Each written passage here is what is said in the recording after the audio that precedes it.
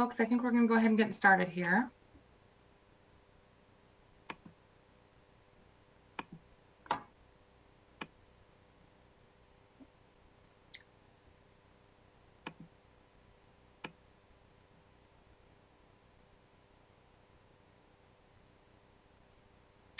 Well, good morning, everyone. Today is October 1st, 2020. The Select Budget Committee will come to order. I'm Teresa Mosqueda, Chair of the Select Budget Committee. Will the clerk please call the roll? Morales. Here. Peterson. Here. Sawant. Here.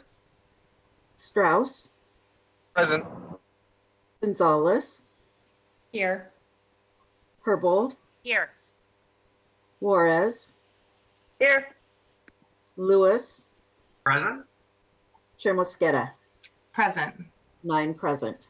Thank you very much, Madam Clerk, and thank you, Council colleagues. We have everyone in attendance this morning. I want to thank you for your time again on our full agenda for day 2 of the overview of the Mayor's proposed budget for 2021. We spent all day yesterday having a robust conversation with various departments and the city's budget office for a high-level overview. And today we have the opportunity to continue that conversation. This morning we will focus in session 1 on the Seattle Police Department. This follows the summer's Seattle Police Department budget inquest that the City Council launched to get a better understanding of where funding is currently going.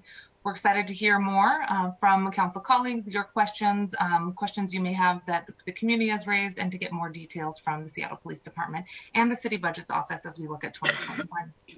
This afternoon, we will focus on Human Services Department, SMC, and OED. Seattle, the folks at the Office of Economic Development have been so kind to offer additional time for us because we did not get a chance to get into the racial equity and COVID response components. And thanks to Freddy de Cuevas for working with Director Lee and his team.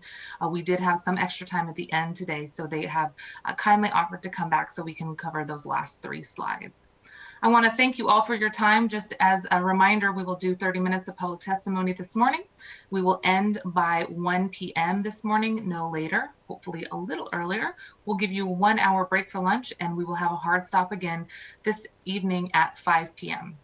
I appreciate all of your time, and I just want to do a quick shout out to our folks from the City Clerk's office, IT, and the communications team who have been so generous to help us run these remote public meetings. If there's no objection, today's agenda will be adopted. Hearing no objection, the agenda is adopted. Also, thanks so much to Faride and Patty for making sure that the OED was reflected in our budget as published yesterday. So there's no need to amend the agenda today. Thanks for your quick work, team. At this time, we'll go into public comment. We do have a few folks signed up for public comment this morning. Thank you all for calling in. Just a reminder, if you are not able to call in for public comment, there will be public comment provided for a long period of time on Tuesday evening, starting at 5:30 p.m. The public comment sign-up sheet starts 2 hours prior to that, and we will look forward to a more robust discussion with those who can call in at this time. I'm going to start by calling the first 3 people present. You will hear a 10-second chimer at the end of your time. We're going to give folks 2 minutes today to provide public comment.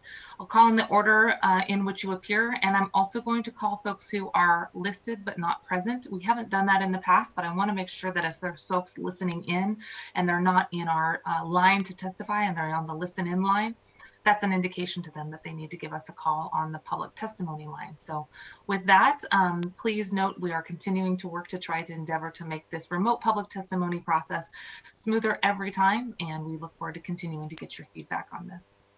At this time, public comment is open, and the first 3 people on the list are Howard Gale, Melissa Terry, and Katie Nooner.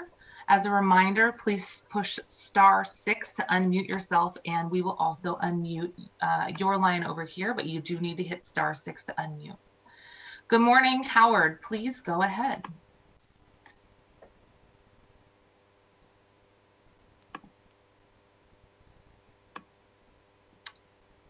Just going to wait another second here. Howard Gale, followed by Melissa Terry and Katie Nooner. Howard, good morning. Please go ahead.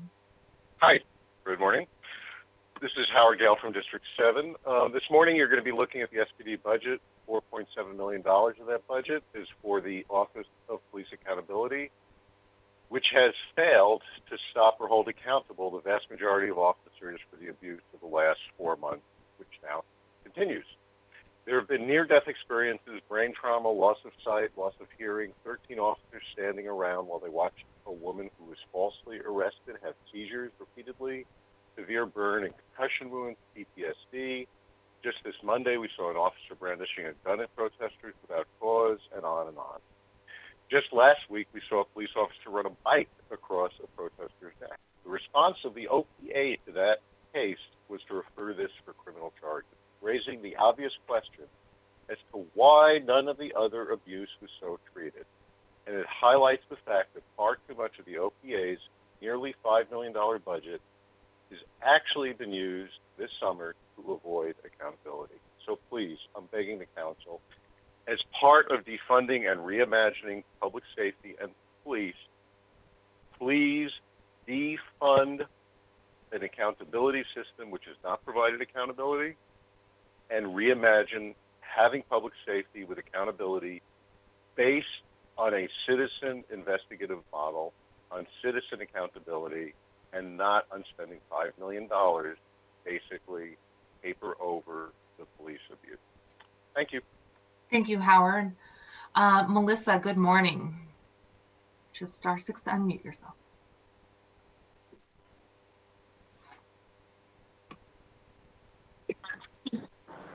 Hello. Good morning, Melissa.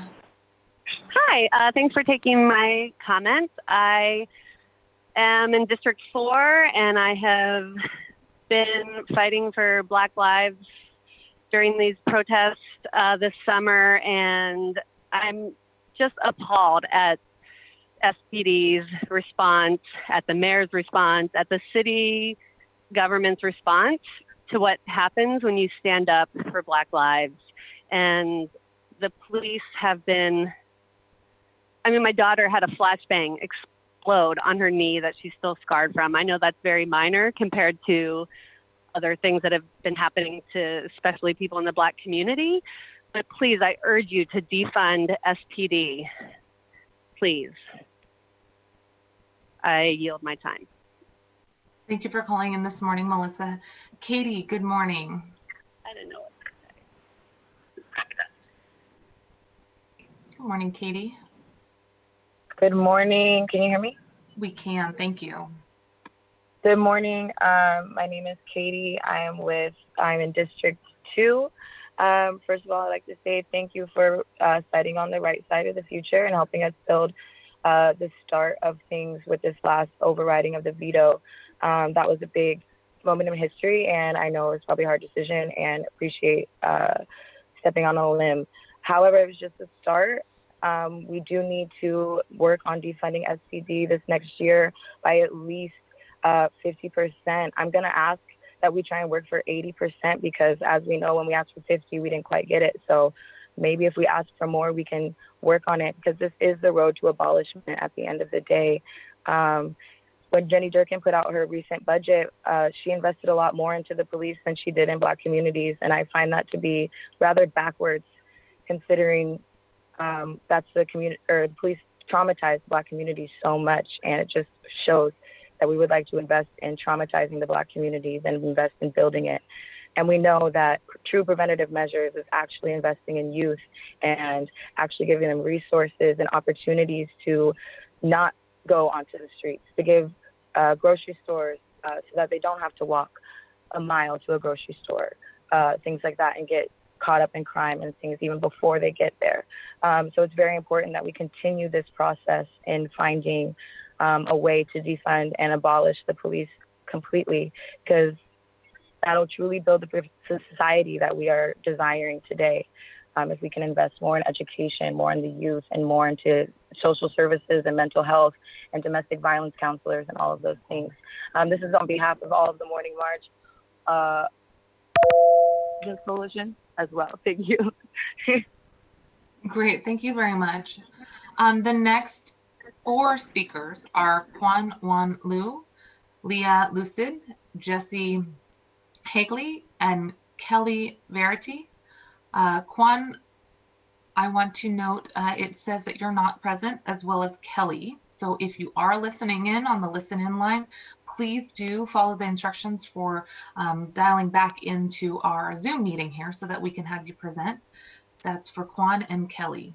I'm going to go to the two who are listed as present. That's Leah. Good morning, Leah.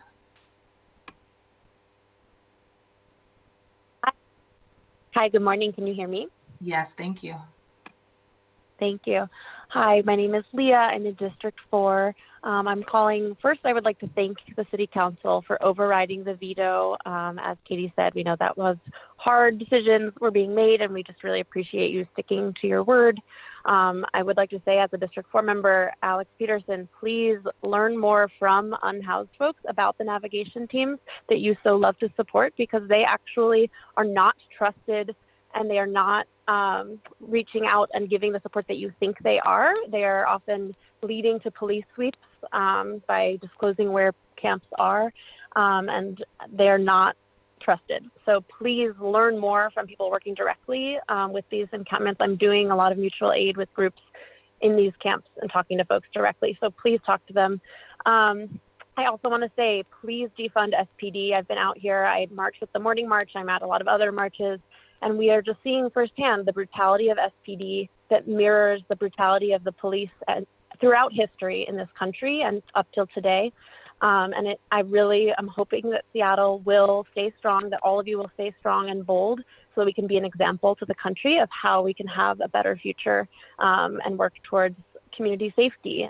Please do not let Jenny Durkin take money from the Jumpstart tax and put it into the money that she's promising to BIPOC communities here. That money needs to come from SPD, not from other money you had already planned to put into other really useful programs for youth, education, housing, food security, all these other important needs. That this money for this $100 million that she's saying that she's promising to BIPOC communities here needs to come from SPD.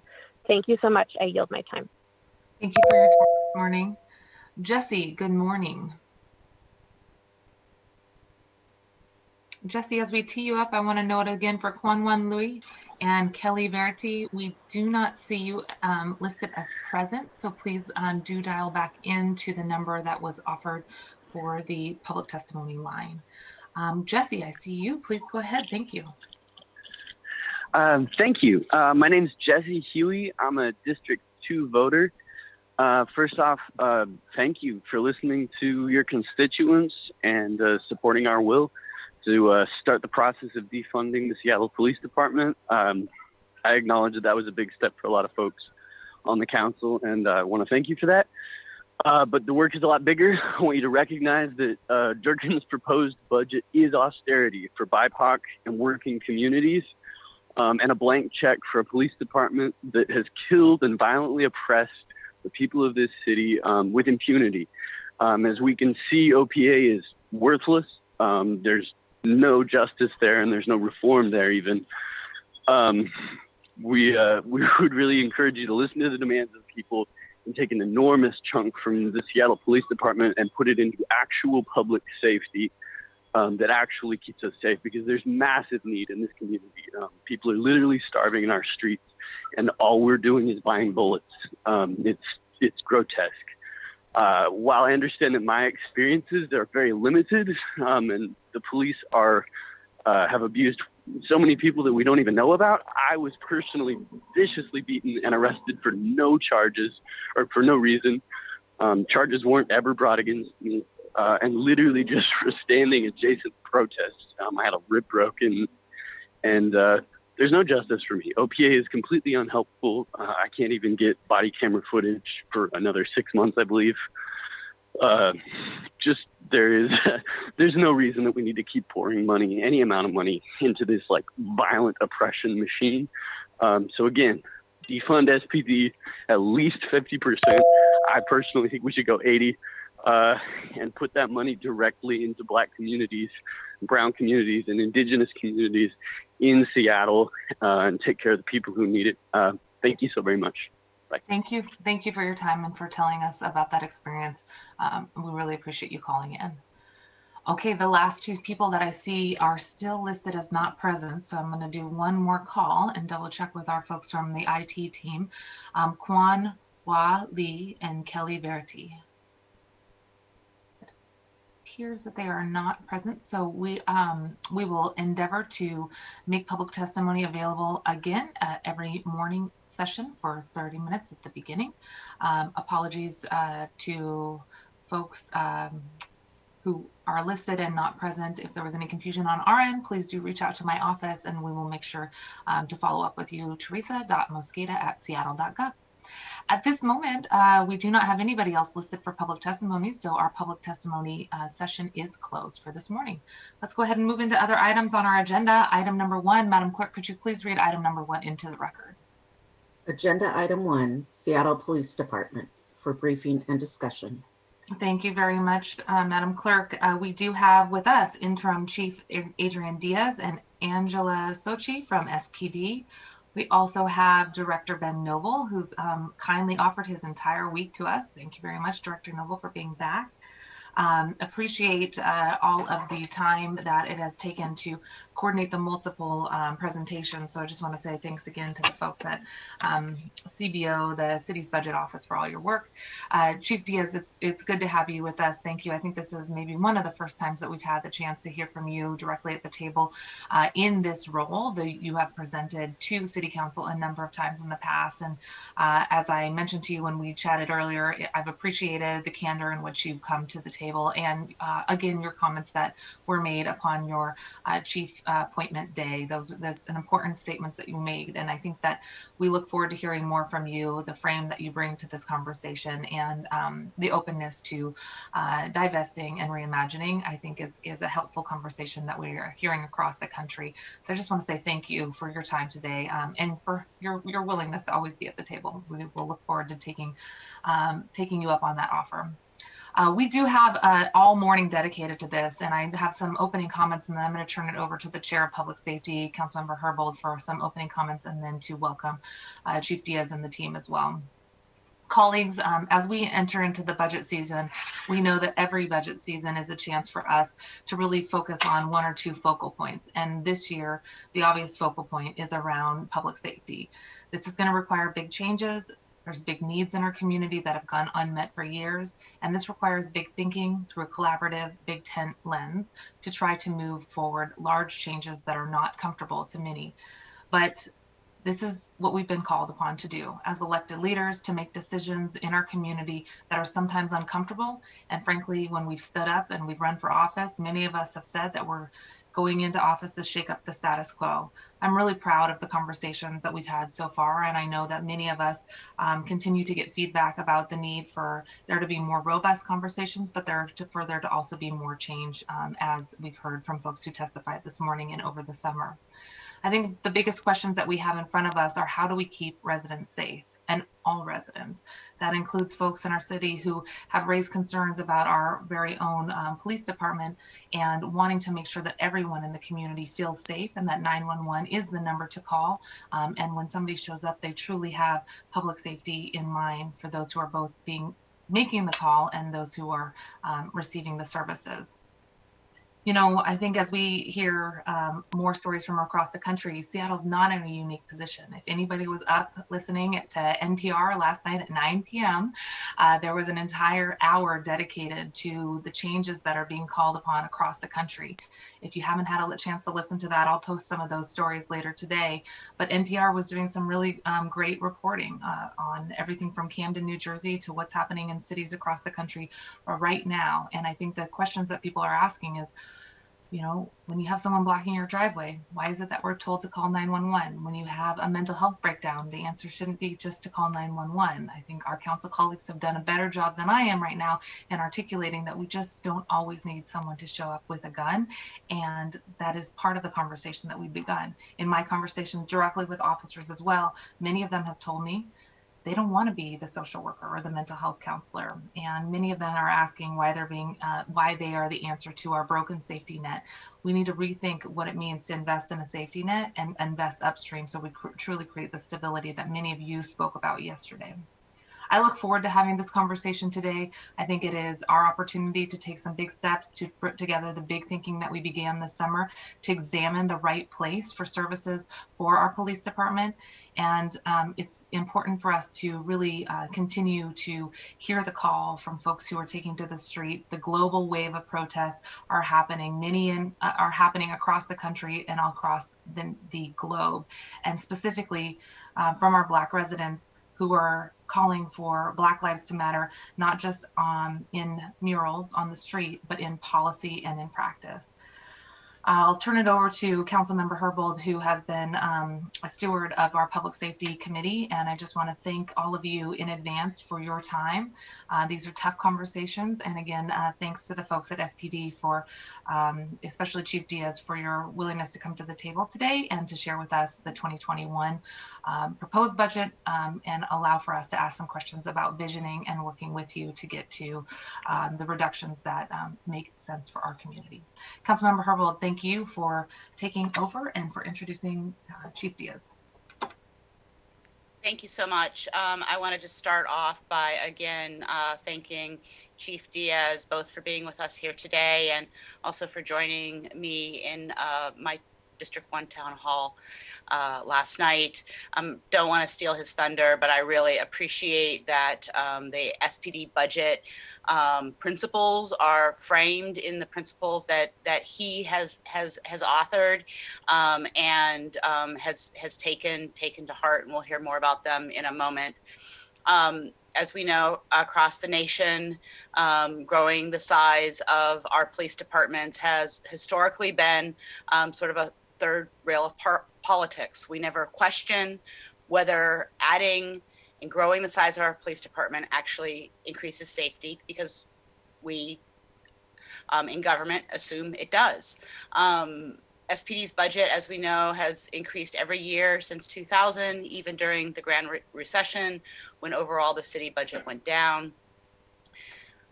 In the 4 years that I've been in office, the SPD budget has increased dramatically from $299 million in 2016 to the adopted budget of $409 million in 2020. That's an increase of more than $110 million in 4 years. I've supported these budget increases, but we're hearing from many in our community and in communities across the nation that a larger department does not necessarily equal more public safety, and that we must incorporate other approaches that are being practiced in other cities, because sometimes they can lead to better public safety outcomes. More people at the table in these discussions, people who have not been at the table before, have made me re-examine my own assumptions and my support of old ways of doing things, and I'm really grateful for that. I continue to support funding to address public safety. However, what's evolved in my position is it should not only be the police addressing public safety concerns, and too often we ask the police to do too much, and they are ill-equipped to handle many of the issues that we ask them to address. And so what does that have to do with the police department budget? Well, again, many of the things that we want to be able to do more of in an atmosphere of limited resources mean that we have to reinvest our traditional public safety investments. A review of 911 calls that we requested over the summer began the process of identifying what work currently done by police might be best done by other types of professionals. And we found that in 2019, 56% of dispatch calls were non-criminal. It's past time that we work to solve these problems upstream, so we don't have to rely and invest so heavily in a police force that is unable to address all of the issues that we've asked them to use policing in order to address. And just want to, again, highlight the plan as identified in the council resolution that we passed this summer. We proposed in our plan that we work to fund a community-led research participatory budgeting effort to advise on the creation of a new civilian-led Department of Community Safety and Violence Prevention. As relates to the community-led research and participatory budgeting effort, we've talked a lot about that. We talked about that yesterday, and really appreciate my colleagues' thoughts about that process and about the need to pull our community together in advising us rather than creating two separate processes. As it relates to the creation of a new civilian-led Department of Community Safety and Violence Prevention, I think the mayor's proposed budget has a new department. Might be called something different, but it's consistent with our interest in creating a new department where we would transfer some departments out of SPD. Our resolution identified as departments to transfer out of SPD 911, Office of Emergency Management, and Parking Enforcement. Again, I really appreciate that the mayor's proposed budget has a new department consistent with this plan and transfers these functions. We've requested that the chief pursue some out-of-order layoffs, prioritizing officers for layoff with the most sustained complaints against them, while maintaining adequate patrol staffing in each district. I appreciate receiving the letter from the Senior Deputy Mayor Fong yesterday around that process.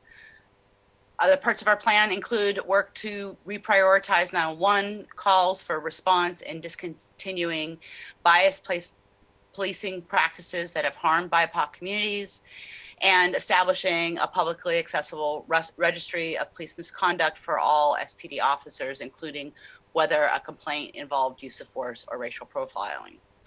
We also clarified that the days of the council retroactively approving overspent SPD budgets and overtime are over.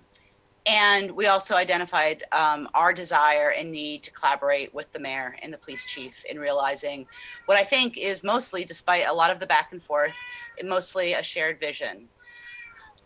These aren't symbolic changes that we're seeking. It's about how we begin to shift the conversation and our lens away from police being the responsibility to respond to all of these issues. Want to also flag, we talked yesterday about the fact that our budget action of the summer requested a report back from SPD by September 30th to identify which additional functions of SPD could be fully civilianized or removed from SPD. We have not received that. We learned from Director Noble yesterday that we were unlikely to receive that in time for the beginning of our budget discussions. I think we should work to try to answer some of those questions during budget. Appreciate that we just this morning also received an executive order from the mayor. Haven't had a chance to review it fully, but really want to look to see how this process impacts our interests in moving on more realignment of the police department budget during this budget process. I do not want to delay change even further. And I want to really best take advantage of not only our experts within city government, but our experts outside of city government. And so with that, look forward to hearing more from the chief about the proposed 2021 budget. Thank you very much, Councilmember Herbold. Chief Diaz, welcome, and thank you and your team for being here. Good morning. Thank you, Chairwoman Mosqueda and Vice Chairwoman Herbold, President Gonzalez, and the other council members. And I also heard a cat that was also in the background. So glad to have the cat listen to me as well. But thank you for giving me the opportunity to brief you on the mayor and my vision for the Seattle Police Department in 2021. We deliver this presentation knowing that later today, during the community safety presentation, much more detail will be provided about the work to be done on reimagining public safety. Right now, we specifically will be addressing the ongoing work of the Seattle Police Department. As a chief of police, I've tasked my command staff and the entire department with 5 areas of work to focus on right now and throughout 2021. Re-envisioning policing. I've committed the SPD to actively engage in the process of designing the role the department should play in community safety. Second, humanization. It is my promise that we will prioritize the sanctity of human life in every situation and affirm each individual's worth. Third, reinventing community engagement. In the midst of COVID, it has changed our world. I expect that in the next week and months, we will begin the hard work of ensuring the department is devoted to establishing true and lasting relationships throughout respectful interactions. 4, fiscal stewardship. The SPD will critically examine every expenditure to guarantee its meaningful contributions to community safety. And number 5, employee wellness and morale. It's essential that the department retains the best employees. Without them, we cannot provide exceptional police services. It is my firm belief that if the department fully embraces this work, as I know we will succeed at restoring the trust that has been diminished with some of our community. This morning, the team will outline the mayor's proposed budget actions for 2021. These actions highlight the focus areas of SPD and chart the initial path for the work we all are about to undertake. But before we get into the specifics, I want to provide you with a general overview of where we stand and where I want the SPD to go in 2021. Yesterday marked the first full day of additional resources moving back into the Patrol Bureau, specifically to 911 response. As I've outlined, a specific part of my plan to ensure we can support community safety for everyone in the midst of an economic crisis is to focus on our core mission, responding to calls for help and preventing crime. Each year, approximately 800,000 calls come into Seattle 911 Center. SPD officers are dispatched to some 270,000 unique events, and they see and engage in some 173,000 more during what we call on-views. That is over 440,000 incidences where SPD engages the public. Almost all of this initial work is done by the officers in patrol. Before I initiated this reassignment of patrol officers, Patrol had the same number of officers responding to 911 that it had 8 years ago. 8 years ago, the city had about 150,000 fewer people. And today we have the same number of officers responding to 911 calls. And how do we get here? Special needs pop up, new types of crime, new community needs, new best practices. And since patrol is where most officers are always are, those new positions were generally filled by pulling from patrol. And today the department only has about 25 more officers than it had in 2010. It's an interesting point. Since the inception of the consent decree, we've created 58 sworn positions to support that work, along with additional civilian positions. So functionally, while those positions are essential to the incredible work this department has done to meet every requirement of the consent decree, on the street, it means we're the same size we were 8 years ago. Or more specifically, with increases of employees on leave, we actually have 35 fewer officers in service today than we did in 2010. I do not think that it's okay. I do not think that cities should use a per capita analysis to decide how many officers they need on the street, because every city is different in geography, in crime, in the style of policing.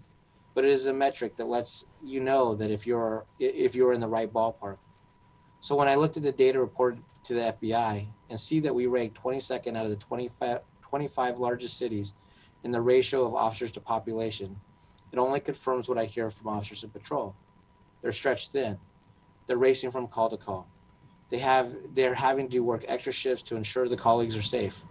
They don't have the time to address persistent issues and get to know their neighbors they're serving.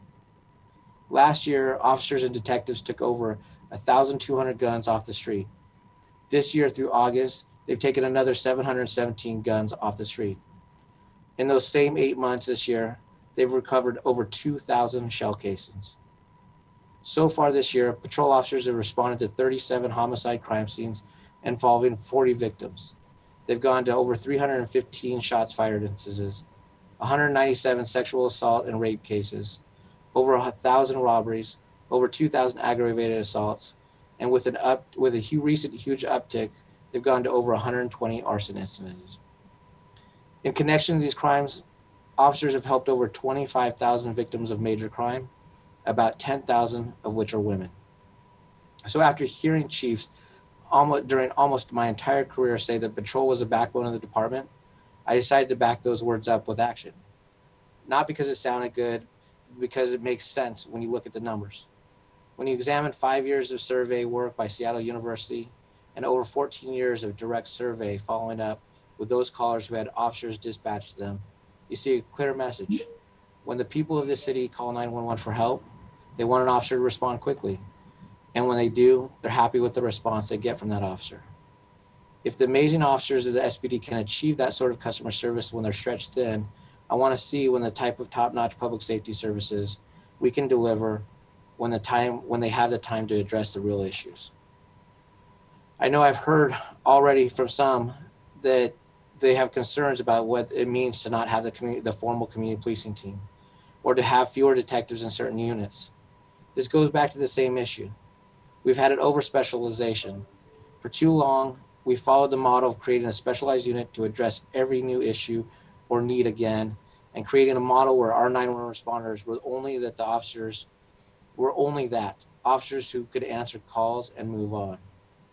It is my vision that pushing everyone in the department to more of a generalist model, we will be better to meet every needs of each and every incident.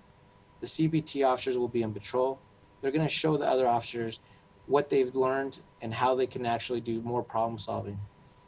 They're going to show from our detectives going back into patrol, they're going to be able to acquire better skills to meet the demands or the needs for prosecution.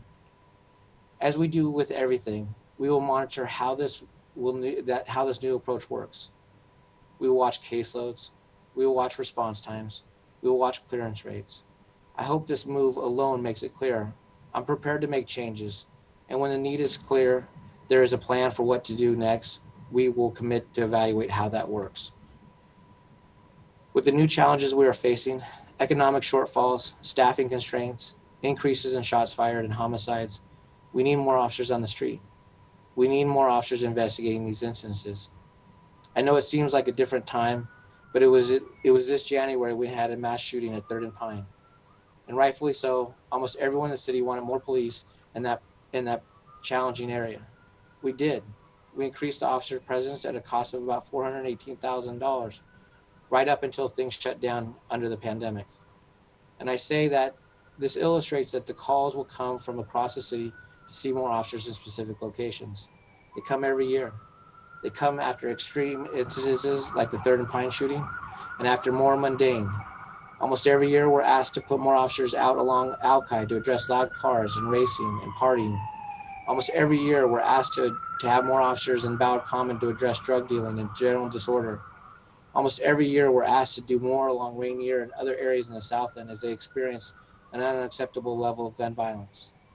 In recent years, we've been asked to put more officers out in Pioneer Square to address the growing encampments, drug dealing, and when workers are still coming to the offices, consistent harassment and assault of employees going to and from work by people in crisis. Just last week, we were asked to do more in the Central District as residents confronted an intolerable increase in gun violence. I say just last year. And almost every year, we are asked to do more along Aurora Avenue North as violence ebbs and flows and women and children are trafficked and victimized. I want to always be able to respond to these calls for help. I want the department to be able to be part of the solution and to the underlying issues that drive the crime and disorder. But responding to these calls to those issues means that I have to have officers necessary to handle the calls for service and to have that time to do the problem solving and community building work. I fully support the proposals in the presentation we're about to go through. There does need to be a significant investment in communities of color. There are centuries of racism and injustice across our entire society that must be repaired. There are several major functions that can exist outside of the police department's budget.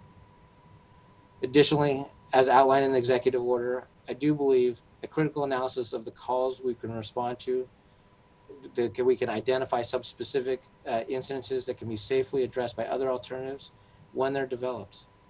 I also have to be clear, I do not have enough officers right now to handle the work we're asked to do.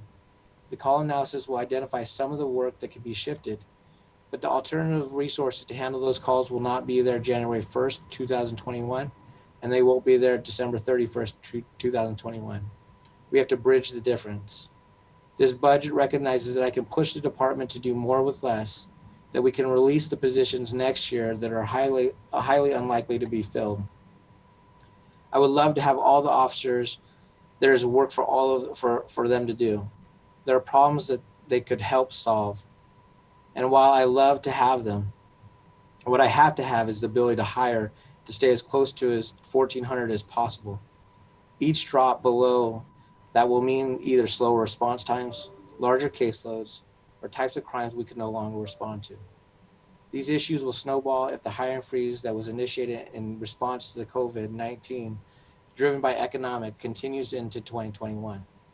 It would take us years to bring us back up to current levels where we're stretched to handle our core mission. I will turn it over to Executive Director Angela Sochi to walk us through the specific budget proposals. And thank you. Chief Diaz, thank you for your time. Angela, I'm sorry, before you begin, I think there's a number of things that were said in your opening comments that people probably have questions about. So I'm going to take a pause real quick to see if there's questions. I'm going to start here. What I think I just heard you say was that you needed to have 1,400 officers and there's not the ability to have less, or there's not a willingness to entertain the concept of having less than 1,400. I think that does not jive with the conversation that we just had about how we could reduce the type of work that officers are currently being asked to respond to. You mentioned that you have a concern that there's not going to be enough people out there to respond to the calls. And I think the premise of the earlier comments that were made and this summer's conversation is trying to reduce the type of calls that sworn officers, those with guns, are needing to respond to. So if we are effectively transferring those calls that should be going to mental health providers, case managers, folks who are responding to situations where you don't need a gun, it would inherently mean that the size of the force would not necessarily have to be the same. I mean, we're talking about people who are having minor fender benders have to have SPD called. We're talking about sworn officers with guns on them directing traffic. We're talking about people who are showing up when, like, as I mentioned, somebody is blocking their driveway. This is not the type of calls that we would want our officers to have to respond to. And so if we're effectively having a conversation about transferring those type of calls into another area, is there not a willingness to recognize that the type of sworn officers with guns, that number could inherently go down? And I think once we actually present how that gets analyzed, and that's part of a deeper functional analysis that we also have to do over the next several months to understand the workload and capacity. And patrol is very easy. Chris Fisher will be able to articulate this later in the presentation about certain levels of staffing. But I think already as we talk about moving and shifting some of those calls for service, as I kind of highlighted at the very beginning, we were already short-staffed as a police agency for many, many years, already seeing numbers under our 2010 staffing levels. That's 10 years ago. With the city has considerably grown. And so we can remove those certain calls for service as we kind of get into those investments into our BIPOC communities, or even into mental health or homelessness. And those can still take into effect. But I also know based on certain calls for service that we're still handling fine, we have to have a certain amount of officers to be able to do that. And right now we were struggling to be able to do that. And we will continue to struggle if we see a smaller size department. Councilmember Herbold, just want to turn to you first to see if you have any questions as a follow-up. Oh, sorry, Councilmember, I think you're on mute still. Thank you. Again, I think, I hear what Chief Diaz is saying. I appreciate the perspective. I've heard it myself for years that officers are literally going from call to call to call. And I hear the chief saying that he needs more capacity so that officers aren't stretched so thin. I appreciate that he is shifting officers from specialty units to patrol in order to address that. The part where I feel, and I appreciate that the chief also acknowledges that another way to address these capacity issues is by reducing the types of calls that patrol officers respond to, and supporting an infrastructure to work with other professionals to answer some of those calls. I think we are identifying a similar issue. We are perhaps each focusing on more on, and I think we also recognize that in identifying that a shared issue, we are both recognizing that there are different ways to address the issue. One way is to increase the number of officers. The other way is to reduce the types of calls and the number of calls that officers, and I hear Chief Diaz acknowledging that. But what I'm concerned about is the amount of time it's going to take per the chief's estimation and per the executive's estimation in order to begin to make that shift.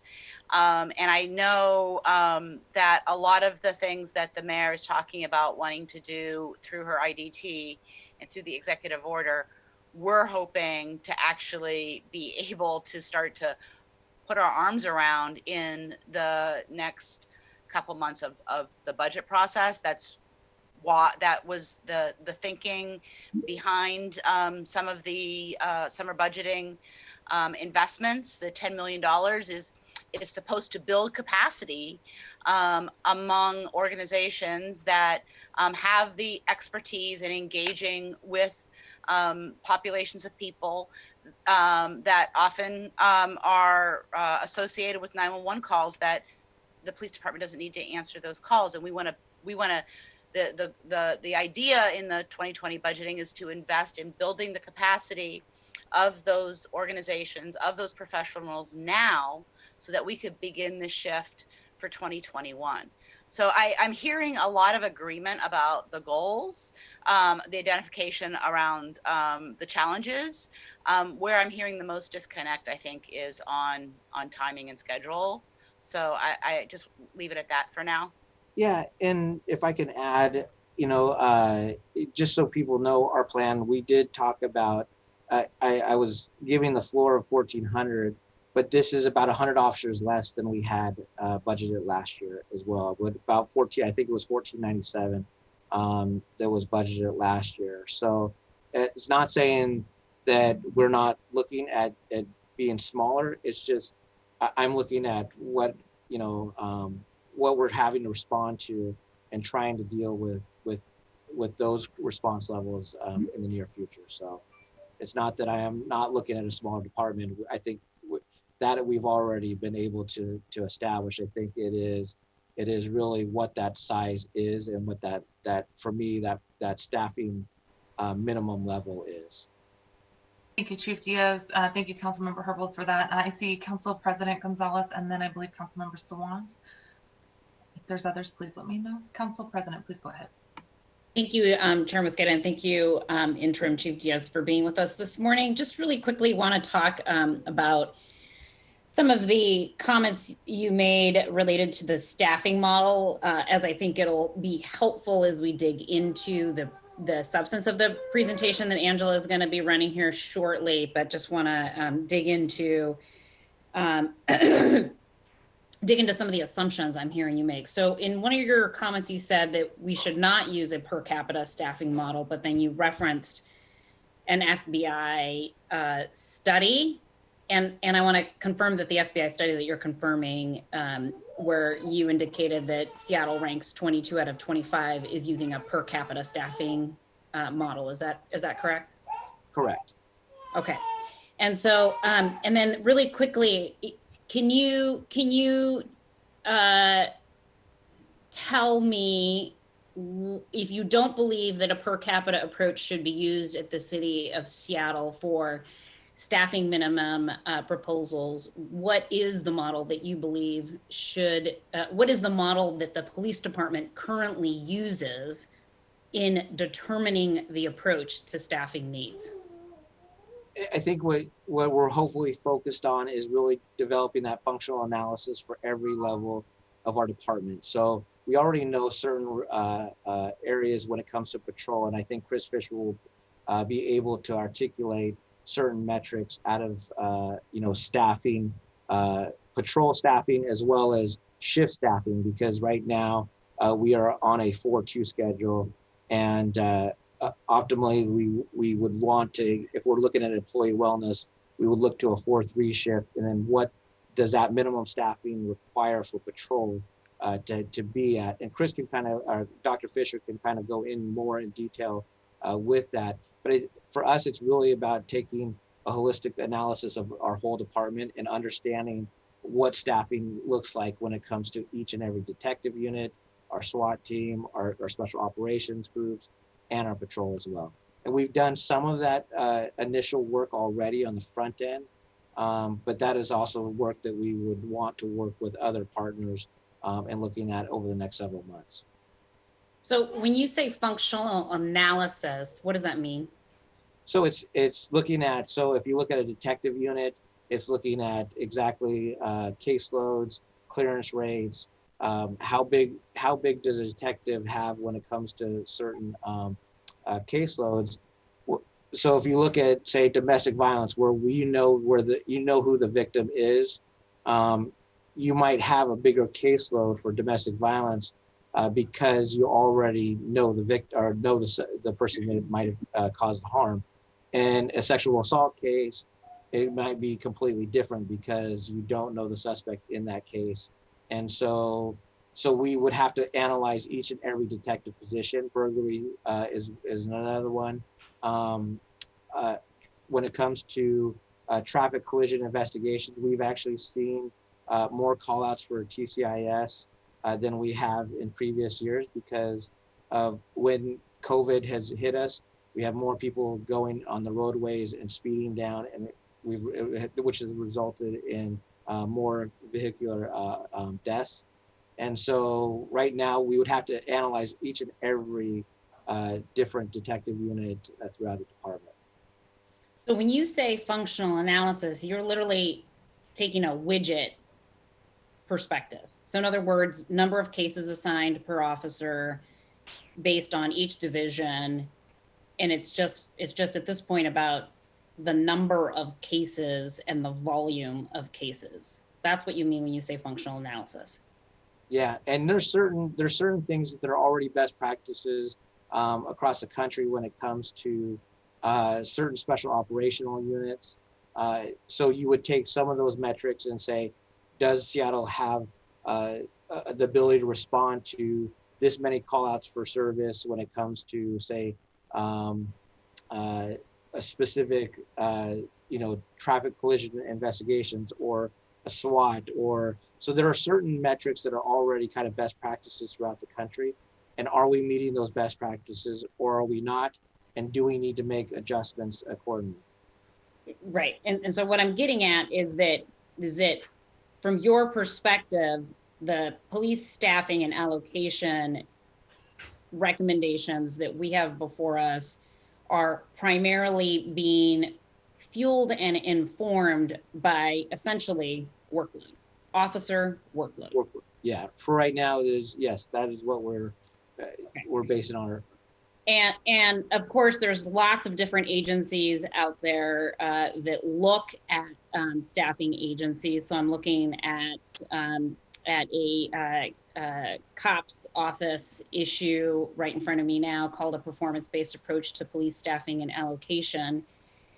And I just want to get sort of clearer understanding from you about these particular issues. Now, this article talks about how there are different approaches to determining staffing needs, and it says, quote, "We found agencies typically take one of 4 approaches to determining staffing needs: per capita, minimum staffing, authorized level, or workload."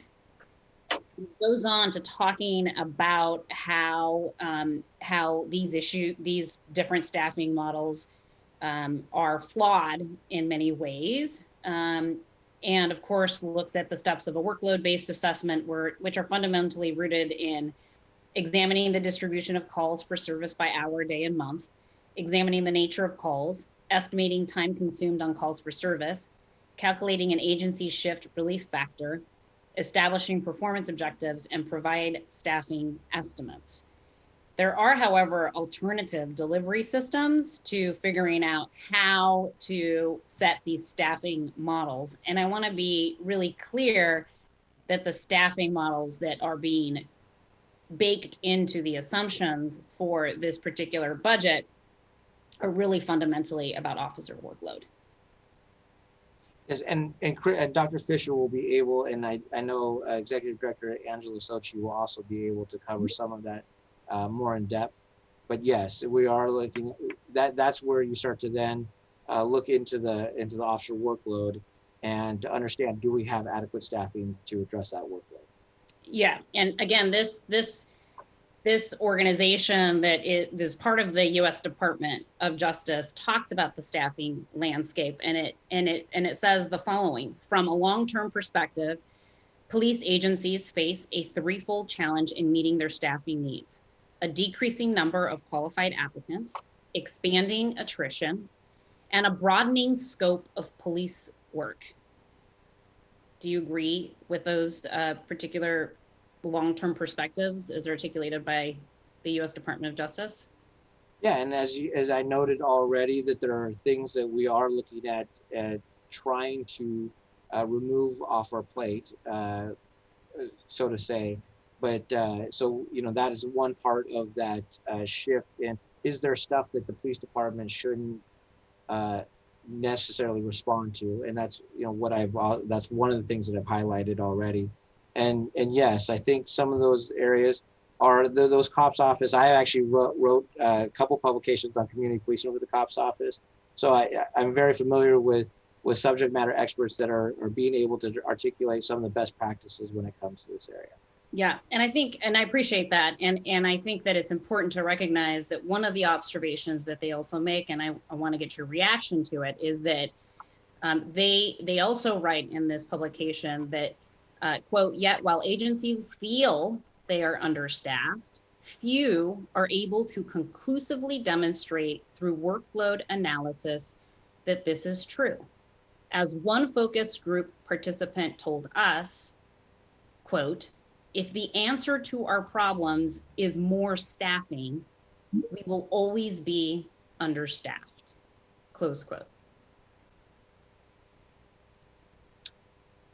Yeah, so I think we've already, you know, just in this initial conversation, we're not seeking to expand the police department.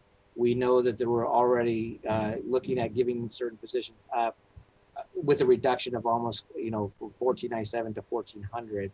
So I'm already looking at downsizing. So I think I understand exactly what the publication is writing, and I think it gets into moving certain types of calls for service over to certain other entities. But I'm also looking at what our current workload is, knowing that even if I move those over, I'm still going to find ourselves, you know, doing a deeper dive into the functional analysis, but also still figuring out, like, is that where we should be? And right now, there's nothing that's going to take those calls for service starting January 1st.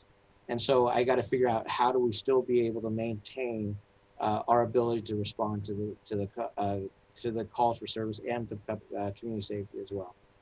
Yeah, and I appreciate that perspective. And I think the point that this article is making, and that I am endeavoring to get on the record here in this conversation, is that I believe that the Seattle Police Department's staffing model and assumptions underlying that are fundamentally flawed. And so long as we are continuing to use the staffing model assumptions and principles that are baked into the mayor's proposed budget, we will continue to see very minimal decreases in the staffing projections. Why is that? Well, it's because we use a workload model perspective. And that is the inherent problem, I believe, in how the staffing model is structured, and in why there is a philosophy and a culture of just de minimis reduction of levels of sworn staff members at the Seattle Police Department. And this article continues and concludes that, quote, perceived understaffing may compromise community policing and problem-solving efforts. Increased duties arising from fiscal constraints reduce other officer time spent in the community, while transferring community policing duties to non-officers. Again, while transferring community policing duties to non-officers could help alleviate staffing burdens. Our interviewees told us this could lead to public perceptions that the agency does not care about residents. And I think, it's really important for us to acknowledge what is perception and what is being data driven. And to me, it is important for us to continue to push ourselves to look at the underlying assumptions of the Seattle Police Department staffing models and allow that to lead the work of where the staffing levels should be set, as opposed to taking a widgets approach and saying, well, we have all this work, what else do you want us to do? Well, we want to have a conversation about what that workload is. We do believe that the scope of police work has been broadened way beyond the functions of core law enforcement. That's part of the reason why the city council over the last 2 to 3 years has been focusing on bringing back the community service officer program to allow for, again, true community policing by assigning those duties to non-officers. And that's the kind of conversation I want to engage with you in, Chief Diaz, as opposed to feeling like this morning has begun from a place of, I'm drawing the line in the sand at 1,400 officers, regardless of this interdepartmental task force that the mayor is beginning to allegedly evaluate staffing levels and scope of work at the police department. So I just want to encourage us to continue to have a conversation from a place of flexibility and understanding these different perspectives, and to really acknowledge that there are some really critically wrong issues in terms of the models that policing and governments and cities have been using to make a lot of the decisions around budgets and the size of police departments palatable. And so I'm gonna go ahead and end my questions there, but I'm sure I'm gonna have a lot more. And Dr. Fisher just got a preview of where I'm gonna be headed.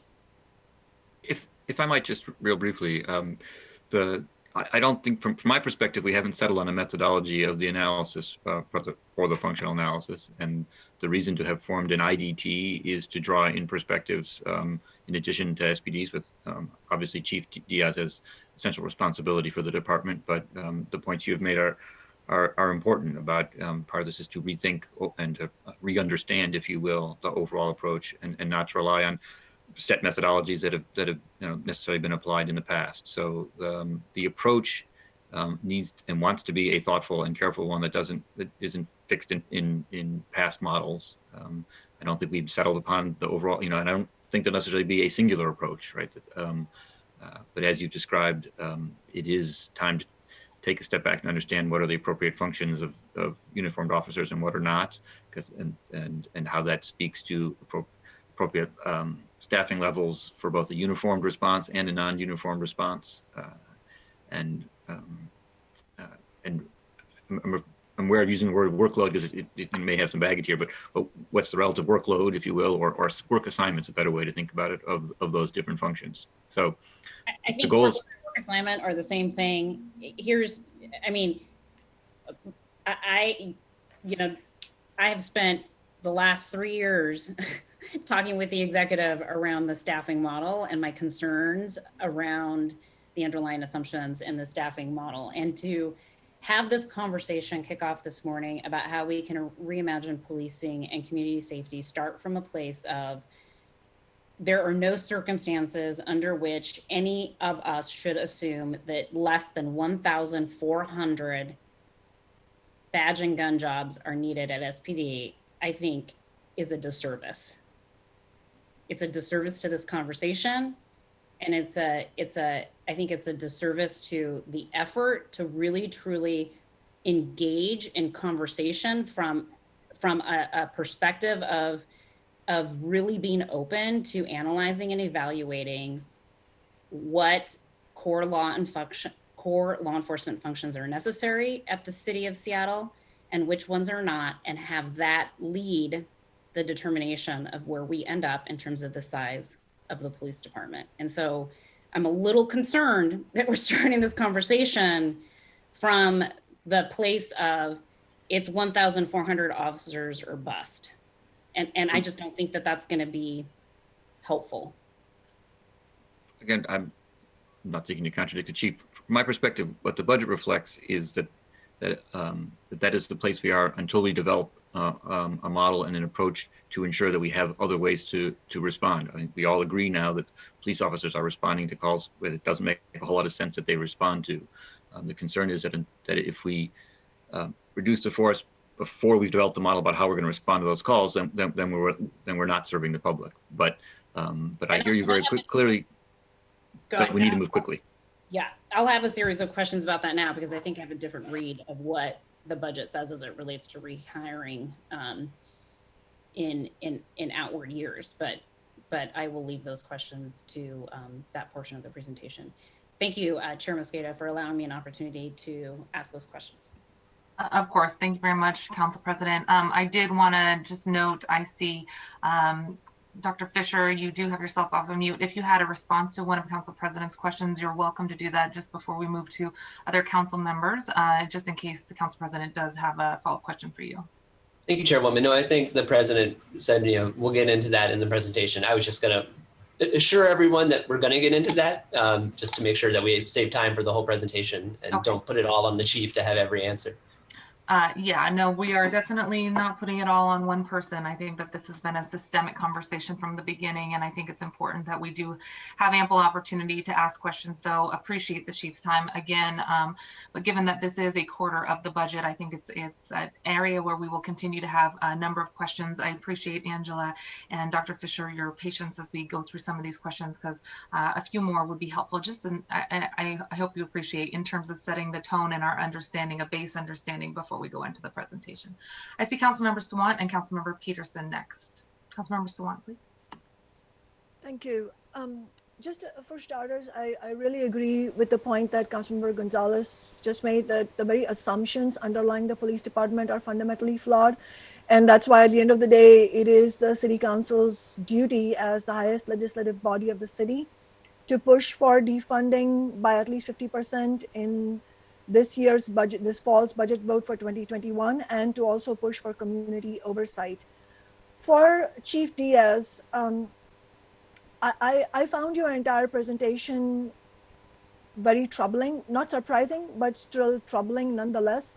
I mean, just to preface what I'm about to say, absolutely, public safety is extremely important to all of us. It wouldn't be accurate or fair to say that those who have been marching on the streets for Black Lives Matter do not agree that we want public safety. In fact, the very people who face police violence also face if you look at it statistically speaking, the worst outcomes in terms of crime, because it's often related to inequality and poverty and other social conditions. That's what the data shows.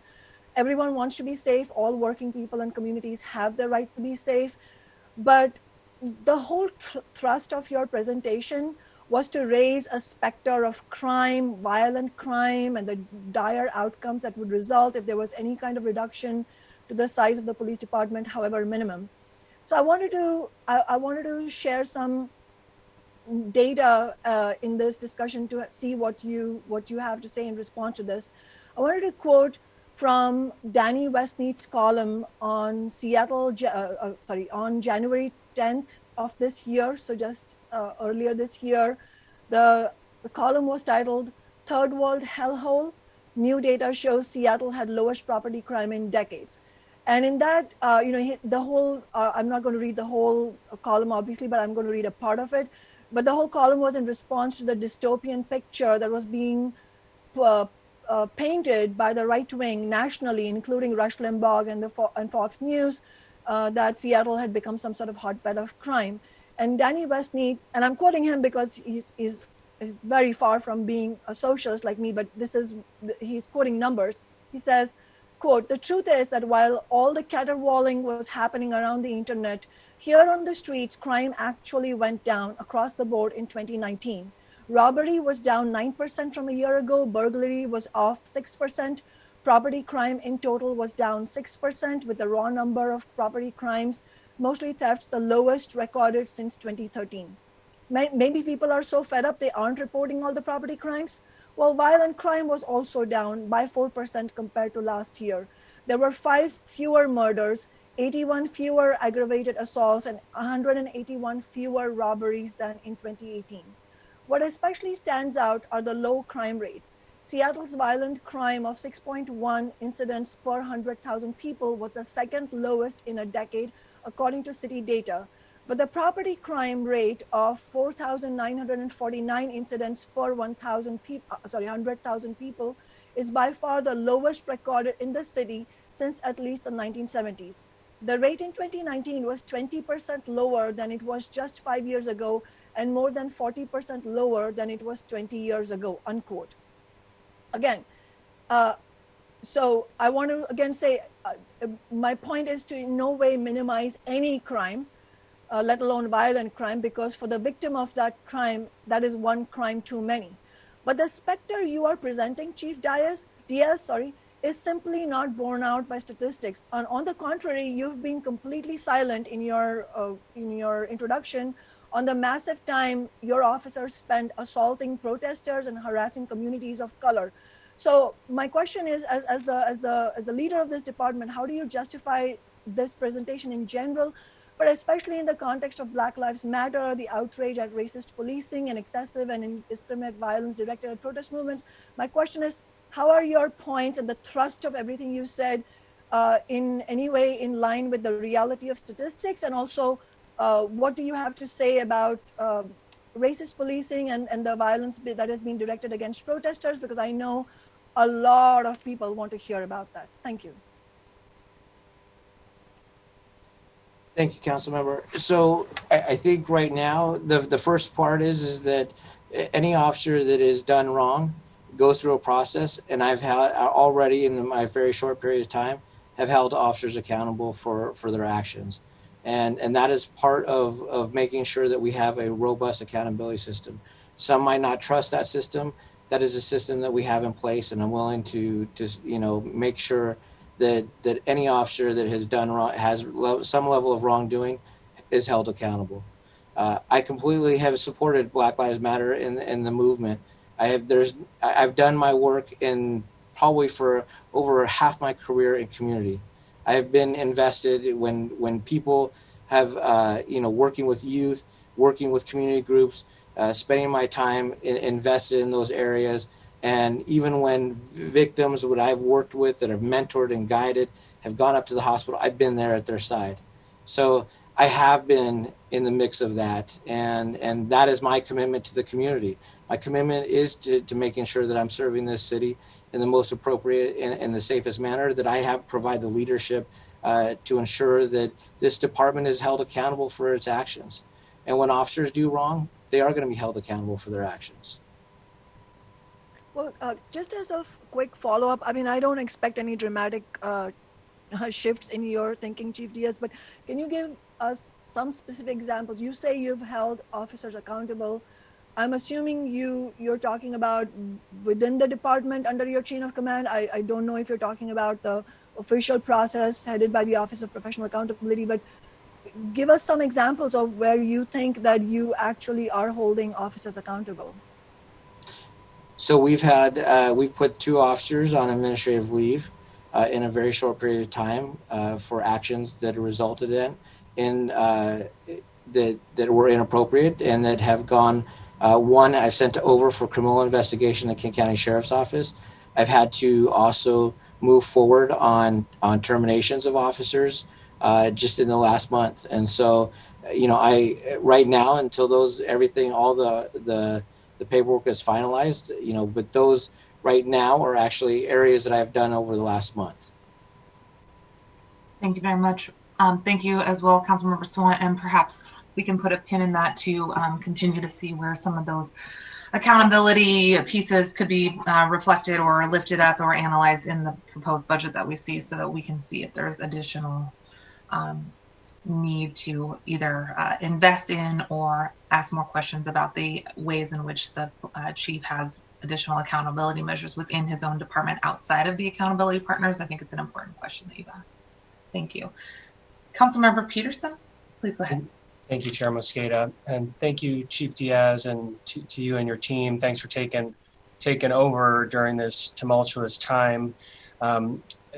Just wanted to, I was recalling there was a study done in 2016 about police staffing, and I think it focused on response times. I think it was called the Berkshire Report. I wasn't here in 2016, but in office then, but I just, in terms, if you could just throw that in the mix. I know response times have been a concern of constituents of mine, and in the North Precinct, which is a huge geographic area, the response times are something that constituents care a lot about. So just want to encourage you to throw that in the mix of your IDT team. There was this exhaustive study done back in 2016, and then also, for to the extent you're able to, through your remarks today, to your team, whenever there's something that you want to do but there's not the flexibility, or that it's creating a huge expense item, because we are looking for ways to redeploy resources to community-led solutions. And to the extent you're able to point to the police contract, the labor contract with the Seattle Police Officers Guild as being an impediment, that would be helpful to highlight that, because I know sometimes we sort of divorce the budget from the employment contract, even though the employment contract is comprising 80% of the cost sometimes. So just want to the extent you're able to speak to that through your presentation, that would be helpful. I know there are certain limitations to that, but I just wanted to flag that we know that the contract can be problematic too. Thank you. Thank you. Thank you very much, Councilmember Peterson. Chief Diaz, I didn't mean to cut you off. Did you have anything else in response to that? No, and I think Councilmember Peterson, I think one of the biggest things that I'm always constantly evaluating is the overtime expenditures. So for us, it's about making sure there were areas that we spend the most overtime, making sure that that's staffed properly with our existing resources, to try and drive down budgetary issues. So I'm not, paying a lot of overtime, because that is something that has come up over the last several years. There was an audit, the Seattle Auditor's Office had done a report. And so those are areas that I'm always constantly looking at and evaluating. How can we actually create more efficiencies in our systems? How can we actually better be more judicious in how we spend our dollars? We want to make sure that we're tight. And that's the right use of city taxpayer dollars. So those are areas that I'm already, moving forward on. My moving officers back into patrol, that I was spending a lot of officer time in augmentation shifts, or so trying to get up to a certain level of staffing. And now that I have officers in patrol, I'm able to then, meet that guideline and reduce that level of overtime that I'm going to end up, that I was going to experience later on. And we did that within the confounds of the contract as well. I was already kind of working with our side of it. I knew operationally what we needed to do. And we had, while we saw the contract, we also had to make sure that we worked within the confines of the contract. And we were able to do that and also reduce overtime as well. So thank you. Thank you very much. Council President, please go ahead and follow up. Yeah, thank you. Just a couple of things. One is the 2016 Berkshire staffing study. I certainly, my preference would be that we not look at that. It had very little utility, frankly. And I'm happy to talk to you, Councilmember Peterson, about concerns that I had about that. And I think concerns that frankly, at the time, the police department had with the results of that study. I do think this is an opportunity for us to take a different approach, and one that is going to focus primarily on what the staffing model should be moving forward, taking into consideration performance, objective performance, outcomes, and other data points that needs to be holistic and not just focused on functions and workload. So that's one thing I wanted to say. And then the second thing I just want to highlight as it relates to Councilmember Peterson's comments about the collective bargaining agreements. It is important for us in this budget conversation to acknowledge and be transparent that there are portions, significant portions of the collective bargaining agreements, both with SPMA and SPOG, that do in fact contribute to a bloated need for staffing at the police department that is contributing significantly to overtime costs and to ongoing costs as it relates to the number of sworn officers that are actually might be needed. And so those are barriers that I think need to be acknowledged publicly, and those are issues that will need to be squarely and directly addressed by the members of the Labor Relations Policy Committee, of which 5 council members sit on. So I appreciate Councilmember Peterson's ongoing reminder to us and the department that these SPOG and SPMA issues present real barriers to achieving more change as it relates to staffing decisions and budget implications related to the same. Thank you, Chair. Thank you very much, Council President. Thank you, Councilmember Peterson, as well for those questions that you asked, and Chief Diaz for your response. I think we can move on into the presentation. We do have about 2 hours still for this morning session, so we should have plenty of time. Chief Diaz, I have one more framing question as we head into this. I believe that you mentioned even after you transitioned more officers into foot patrol that you still have the same amount of individuals in patrol that you had 8 years ago. Is that the accurate number that I heard? I think Dr. Fisher can be able to highlight the exact numbers, but he'll do it as part of that presentation. Excellent. Okay, thank you very much. The reason that I asked that, and I want to tee this up for framing the discussion today, I'm going to share a screen with you all, is because we've seen from the reports, especially from Crosscut over the last year or a few months here, that we've seen number of accounts where the Seattle Police Department's budget has increased about 45% over that same period of time over the last 8 years. In fact, we see the highest number or the most exponential increase in the time that Mayor Durkin has been in office. So I think it'll be important for us to do the analysis of the right size of the police department's budget. You correctly noted that the population in Seattle has increased, but according to the same report, we already know that the number of dollars per capita or the number of dollars per individual living in our city has also increased. So it's not a matter of the dollars per individuals going down. The dollars per individuals has actually gone up as the population has increased. I think that these two charts really highlight the importance of the conversation that the council president teed up at the very beginning, which is really a question about the adequate workload, the right functions, and the right staffing model for those functions. I wanted to tee this up as we have a conversation about what the proposed budget looks like for 2021, and also continue to remind us that as this makes up about a quarter of the general fund, this is really critical, not just for answering the calls for what the right size, scope, and functions of the police department are, but as we're facing a huge economic crisis, really trying to be good stewards of the public dollar is important. So I'll stop sharing my screen and turn it back over to you all to walk us through the presentation. And before we do that, Chief Diaz, I want to say thank you for helping to tee up this conversation today, for fielding these questions. And I'm sure there will be more throughout this morning. But I think that this conversation is not the first time we've had the chance to have a discussion. It'll be the ongoing discussion over the next few months here. And we've already initiated it earlier this summer and over the fall. So thanks for teeing this up. And before we turn it over to Angela, any other comments from you? No, thank you so much. And no, Executive Director Sochi is waiting. Yeah. I'm sorry, I did see I see a hand from Councilmember Morales? No. Well, I do have one comment, one question for the chief before we move on. I think I heard you say that you had moved some detective units back to patrol.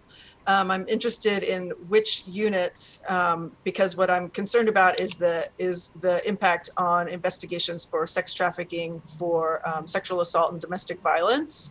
And I know we've spoken a little bit about some of these issues before, but I am interested to understand why those units were moved to patrol, especially in light of some of the comments that you just made about the increase in those issues. Sex trafficking never moved, so I'm not sure that unit that's in relation to human trafficking. There was no bodies that moved out of that unit.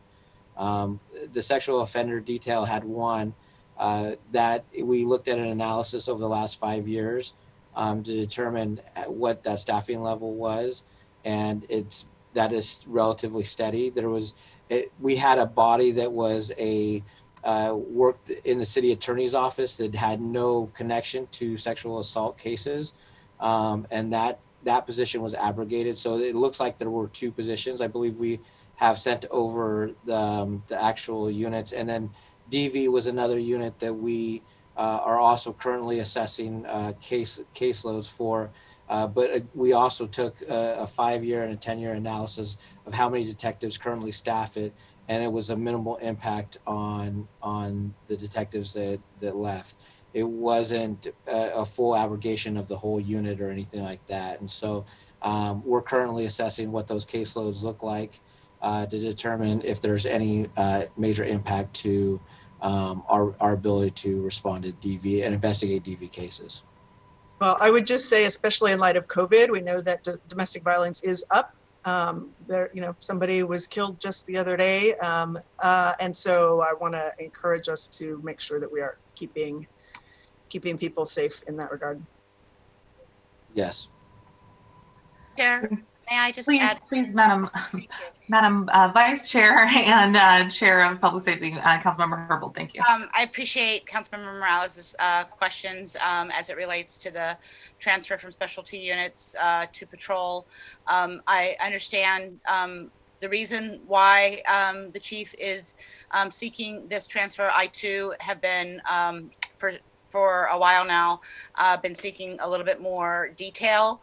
I requested and received the numbers of officers transferred from each specialty unit to patrol. But one of the answers that I've not yet received is not just the numbers of officers being transferred from a specialized unit to patrol, specialized units like sexual assault, DV, elder abuse, but how many are remaining in each of those specialty units? It doesn't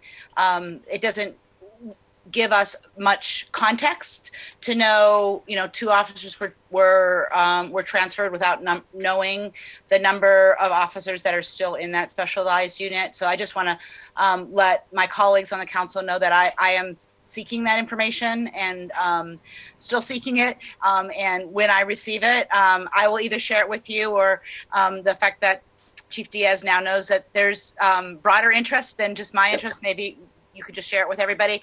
And I hope, given the fact that I asked this question a couple weeks ago now, that it won't go into sort of the budget answer question process. Hopefully there's something just ready and will be sent to us within the next day or so, as opposed to having to go through SharePoint and all that. Yeah, we'll work with our staff to make sure we get the information. Thank you. Excellent. Thank you.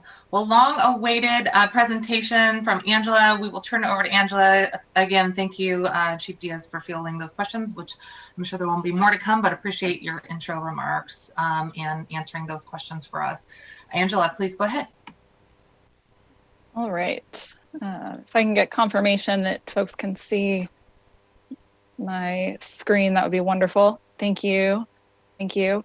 All right. So we've been through with Chief Diaz his priorities for as newly appointed chief. So I'm going to I'll pause briefly here for folks to absorb this information.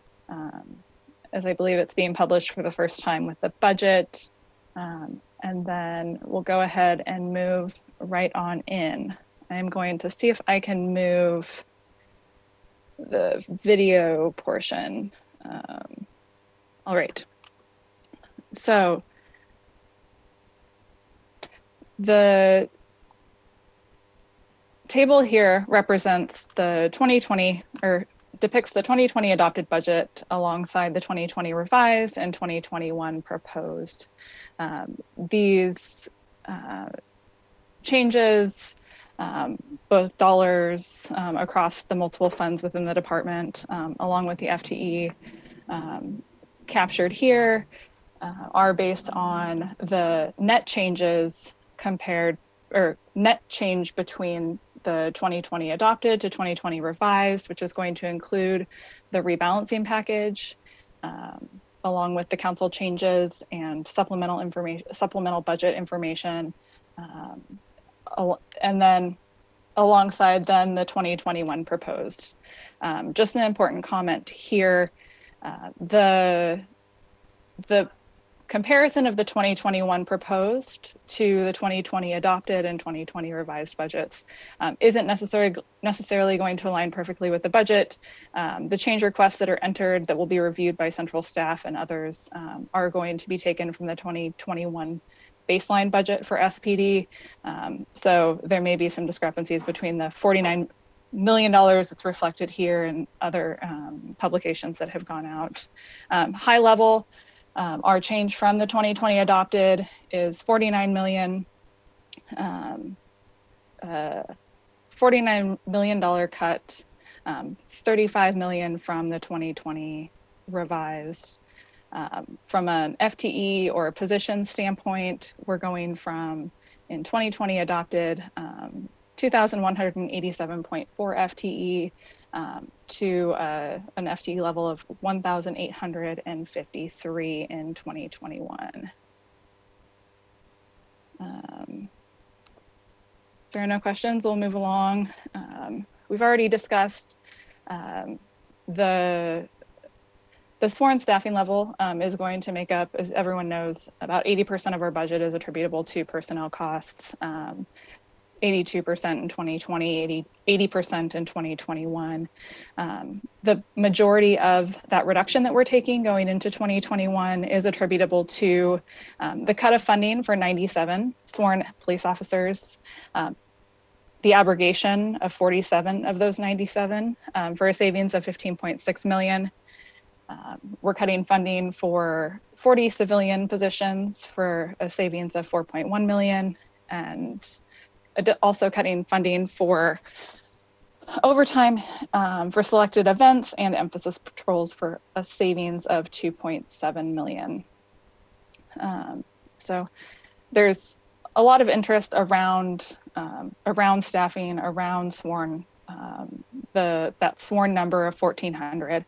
And I just want to take an opportunity to reiterate that as we were writing this budget, we asked ourselves, who will respond to emergency calls on January 1?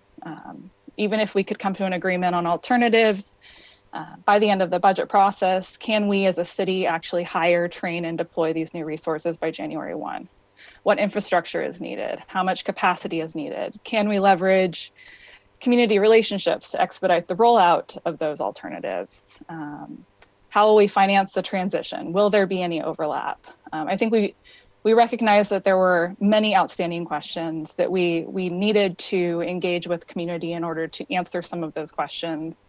I know the executive has done work in that area. I know council has done work in that area. And I just want to clarify, I'm not here to make value judgments. I'm not here to say that 1,400 is the number, but the status quo today, 1,400 is necessary to maintain that status quo, and that is why it was built into the budget. We estimated it would take 2 years to implement a new computer-aided dispatch system. This is common for IT projects. We build in time for quality assurance, change management. We account for learning curves and build in extra funding for contingencies. I may be too linear and too focused on logistics, but when I think about tackling a major shift in how we provide city services. I think what you're seeing here is a conservative approach to that kind of the shifting tide around how we provide community safety services in the city. We tried to acknowledge that in what's going to be forthcoming on the community safety proposal. But from our vantage point, successful projects start with a plan. A plan starts as an idea, but it requires careful planning, especially when it's planning major changes to basic city services. So that said, this is meant to be a holding place. What's built into the budget, as everyone knows, we have processes in place to modify that budget as it's adopted. We modify the proposed budget through this council process. So through that lens, I just ask everyone to look into, or as these next slides come up, just know that that is the context through which we establish this budget. And by providing historical staffing information, again, it is really intended to provide you as policymakers with factual, good information to inform your policy decisions. And I truly believe that's my role in this process, is to make sure that you have the information that you need in order to make those decisions. So with that, I will jump into Sure.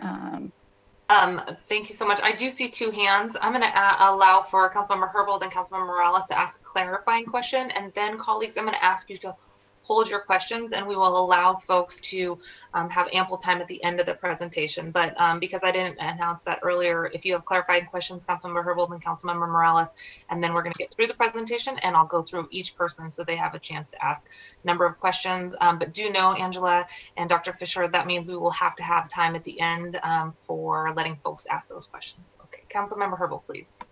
Angela, I just wanted to say that I appreciate the final comments that you made around, how you take an idea and turn it into a plan and then implement it.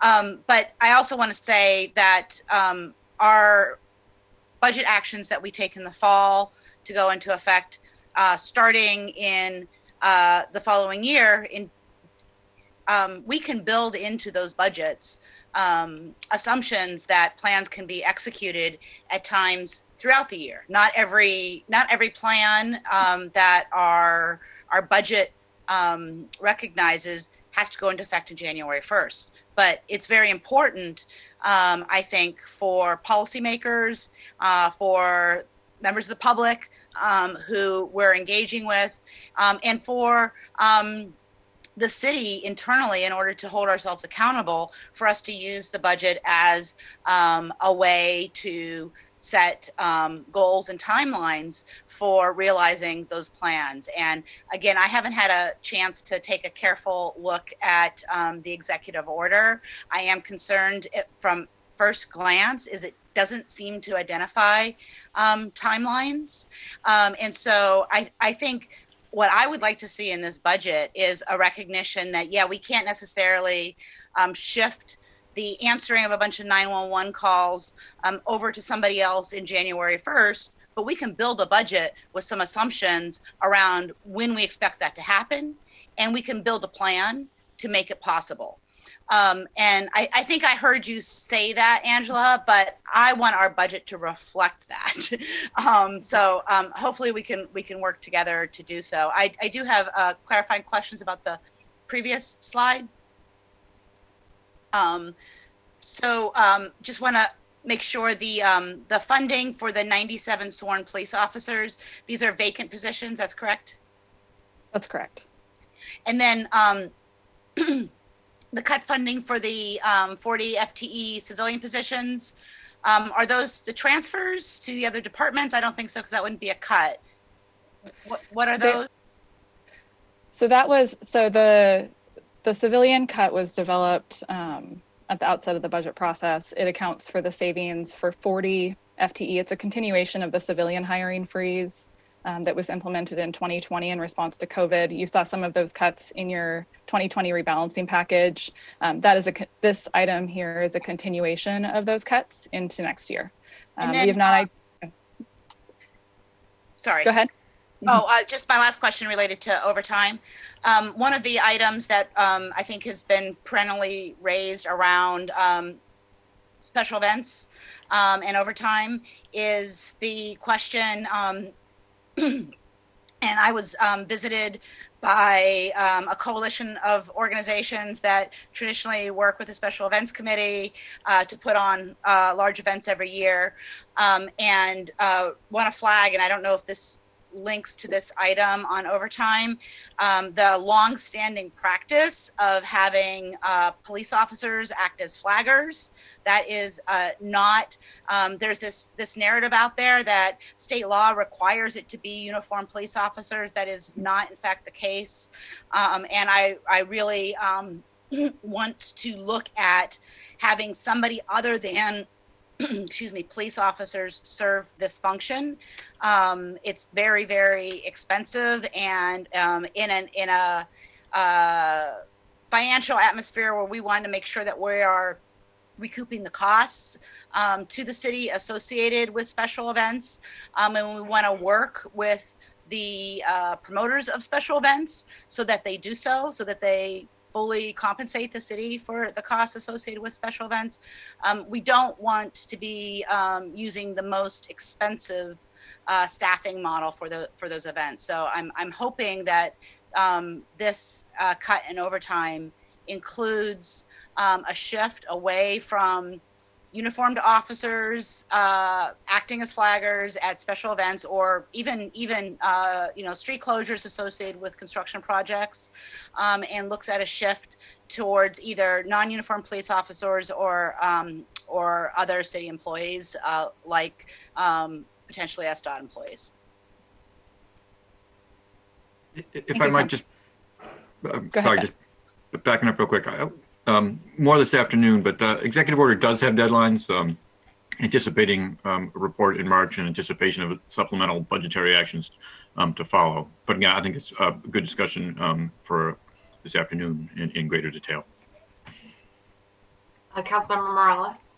Well, I just had a question about that too. I'm interested to know which selected events will be included here, so we can get more information, more specific information on that. That'd be great. Thank you, Councilmember Morales.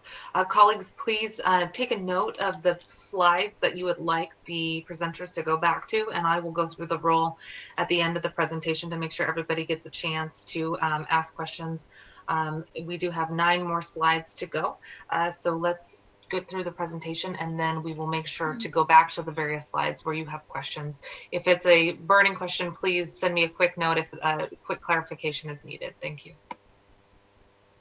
All right. Let's see. So to Councilmember Lisa, or to Councilmember Herbold's point, she's absolutely right that we could build into the budget and to the best of our ability, anticipate changes and what alternatives in 2021 would look like. When it comes to police staffing, we have a lot of historical data that we can look at. As someone in budget, I've followed this very closely, not only through the drastic increases in our personnel costs, tied almost entirely to the delayed SPOG contract, retro payments, and the increase in our sworn salaries tied to that contract. The point I want to make here as we contemplate next steps around sworn staffing, whether the number is 1,400 or 1,300, 1,200, whatever the number ends up being, whatever we decide, and for those, just, I'm able to read from some of the budget questions that we've received. For those of you who might be contemplating a continuation of the hiring freeze into 2021, I just want to use this opportunity to explain the impacts of that. The last time we implemented a hiring freeze, you'll see it in the slide here, was in 2010. and extended through 2011. It was in response to the Great Recession. Even though we resumed hiring in 2012, we didn't actually see any net new hires until 2013.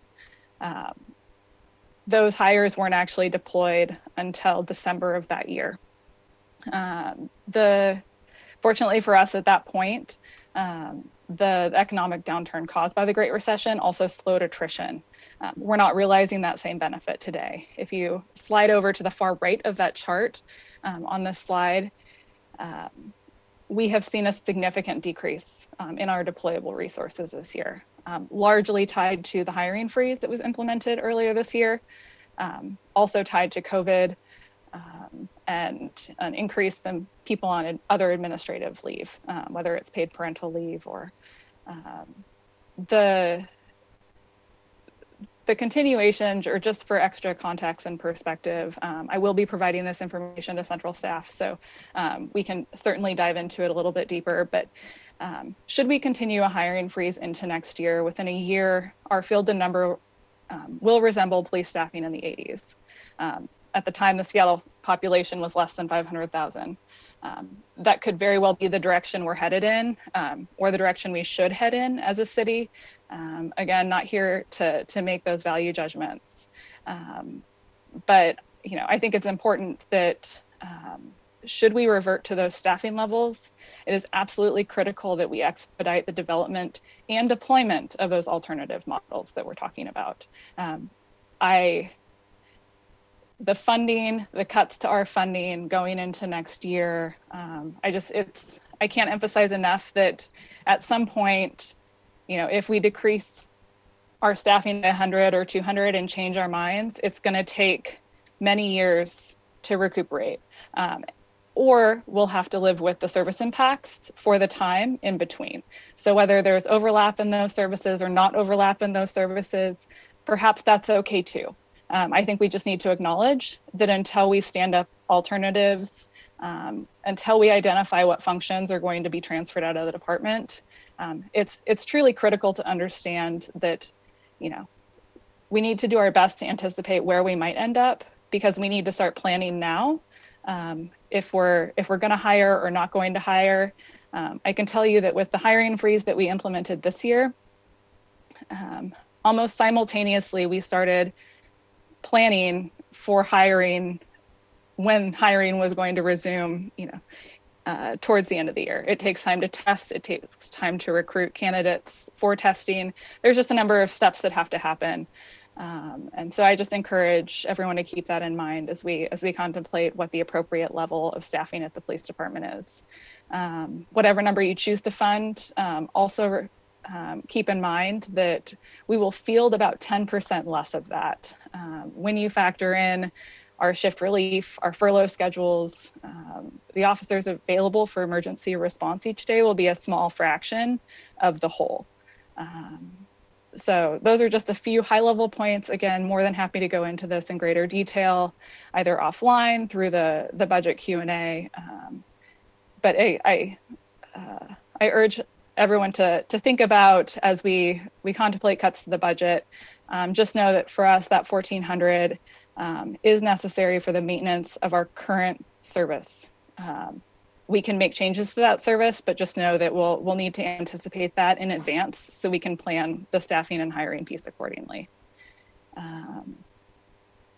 And with that, I will pass it on to Chris to dive in a little bit more into the staffing models that are used to develop our minimum staffing, and then just some context sharing there.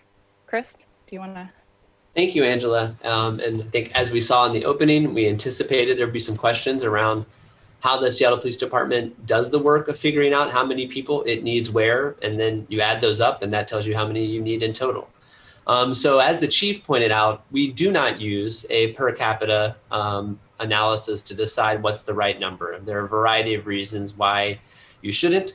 The reason it is referenced is it does provide you context. Comparison always provides you context. It helps us ensure we're not in the completely wrong ballpark or even the wrong sport to play out the analogy. And what you do see here is these are the 25 largest cities by population. Those blue bars are the population. The orange dots are their per capita sworn per 100,000. We see that Seattle there towards the end is at 185. This is data reported by all of these cities across the US to the FBI for the 2019 Uniform Crime Report, is that, you know, we are in the low end compared to cities of larger, smaller, and similar size. So it just tells us we're not vastly overstaffed compared to similar cities. We're not vastly understaffed compared to similar cities, but we are on the low end. And that's just the context. We do, I think, as the question and points were made by several council members at the outset, we don't rely on a tool. We recognize all of those same constraints and problems. I immediately, as the council president started quoting it, I knew what document she was quoting from because we use that document as well. We use a variety of models. We do use the Managing Patrol Performance program, MPP as we call it, developed out of MIT.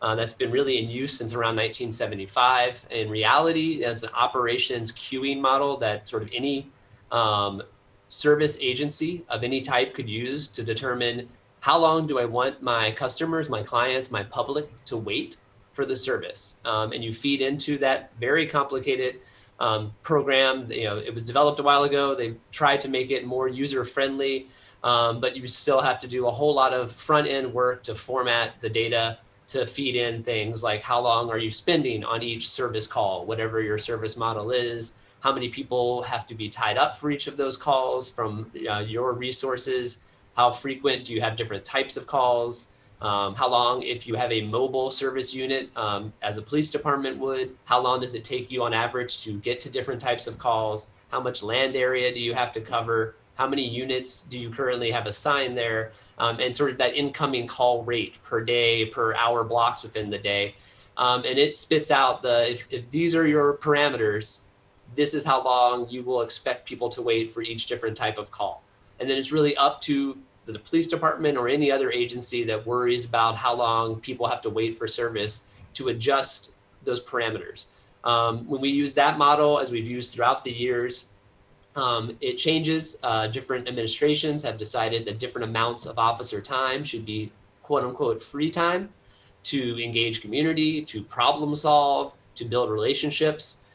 Chief Diaz has made it clear he would like that number back at the 40% range. It has been lower in recent years because of staffing constraints. That's a large reason of why he pushed additional people into patrol, is to make sure people had time to do that. And the 60% then is time on calls and time handling administrative paperwork, getting gas, taking a bio break. And so you build all that in and you model it out. But that doesn't always account for every reality. It is a computer model. It is a statistical model. It is not an exhaustive model. So there are also operational realities that you then have to layer into that. For us, that's, you can some of it put into the model as the consent decree sort of was fully sort of baked into how the department does business. We did, in most cases, there are no solo calls. We don't send one officer to most calls for a variety of reasons recommended by the monitor and the court and experts. And so that increases the time until you're actually engaging the call. So we have to build that in. We also have span of control and unity of command issues that you also build in to make sure you have the right number of sergeants and lieutenants and other supervisors. And then you also have the outside of patrol, you have the issues around squads and coverage and who has time off and shift relief factor. And so all that gets built into sort of this queuing model. We layer in the operational and that gives us an estimate. But we know that that's one model. So we also use sort of the performance-based approach that Michigan State, working with the COPS office, put out. That one's easier for us to manipulate in terms of to change things around, to predict what a different some different parameters would do to the other outcomes. If we change this, how many officers we have in the patrol bureau, what would performance look like? If we changed our goal performance time, how many officers does that take? If we decided we were not going to have dual officer dispatch anymore, what would that do? It's easier for us to do that in that model. It's a little bit more of a broken down equation and instead of a computer program that takes very specifically formatted files. That's why we started also looking at that model. And then we also have looked at sort of what I would call back of the envelope because of that MPP model being difficult to rerun. There were a few years where we did not have anybody with the time from an analytics standpoint to sort of completely rerun that model. Our patrol commanders were really sort of looking at their daily call load and adjusting their minimum staffing. And as you know, sort of as is the desire of most researchers and analysts, what we really tried to do is triangulate. And as it happens to be, when you look at these models from different perspectives, they're in the same, back to the sport analogy, we're into the same ballpark. And I know, and I agree with Council President Gonzalez, that the Berkshire report had questions about its ultimate utility. It also, taking a completely different approach about how they looked at it, I wasn't here then either, but they also ended up in about the same guideline for the amount of calls that come in to 911 that officers are dispatched to. How many people do we need to meet that 7-minute standard for priority 1 in progress emergency calls? And then we do have other goals for the other priorities because that's not in progress, because it's not an emergency. We normally don't stress that 7-minute, its corollaries and the other priorities aren't quite as driven as in the priority 1. But we do play that out and we try to see, are we able to hit those metrics? Where are we not addressing it? And then we also look at how it plays out in reality. And this year, COVID, I think, presented a experiment that researchers across multiple fields, especially criminal justice, will be studying and trying to understand for years to come about what it did to data and the system. And this is before the civil rights uprising and all of the repercussions of that important community work. Just in those few months where COVID had really restricted the calls that departments across the country were going to try to limit that interpersonal contact, to try to slow down any spread, we were one of those departments, as most large departments and small departments did. We tried to push as much as we could to online reporting, to telephone reporting, a lot of the recommendations from that MSU guide. And what we still saw is even with that, and yes, you do have to layer in that we had, as Angela mentioned, additional people out because they would be in quarantine to make sure we slowed the spread and they and their families were safe. But even with restricted dispatch events that we were going to versus fielding through the phone or online, we were still having to augment based on our minimum staffing. And that minimum staffing, be it designed by a patrol commander, by MPP, by the Michigan State model, by a triangulation of all three, it is a minimum. This is how many people for that shift or watch for that day in that precinct, how many officers do you need to handle the call volume, to meet your response time goals, and to have an officer be able to stay in their sector, to stay in their beat, their neighborhood. When we have less officers than that minimum staffing, we either augment, or if they can't get enough people in, there's one officer in a sector and they are having to dispatch across the sector. They're not having to be able to spend time. They might not have sector. They might not stick within their sector if they have to help out a colleague. And that sort of breaks up that whole idea of really working with your community and knowing what's going on in your community if you're having to race across broader boundaries because there aren't enough folks deployed to get to the basic priority 1 and priority 2 calls, which is really where we were focusing on in COVID as sort of that natural experiment that happened by everyone changing their behaviors to slow the spread. And so that's what we look at. We'll get into the specifics in a second about how that plays out in numbers, but that is how we approach trying to figure out how many staff we need based on what we know we're being asked to do by the public. And then, as the chief mentioned, there are, for some specialty units, there are some best practice guidelines. It's pretty limited. There hasn't, for a variety of reasons, been a ton of research on what are best practices in investigations or the work that detectives do. But homicide generally has some best practices around what is their caseload. Really, it's about people think they should take in maybe 4 to 6 new homicides a year. each detective. Our detectives in homicide also handle all our assaults and our bias crimes. So there is no magic number for that. That's what the chief meant by that functional analysis. We have to look at how many of those very serious cases come in, how long does it take to solve them, how many of them get closed, and adjust that staffing as those trends change. But we do have some best practice metrics on just specifically homicide. We do have some best practice metrics on sexual assault. That they're recommended to take anywhere from 2 to 8 new cases a month.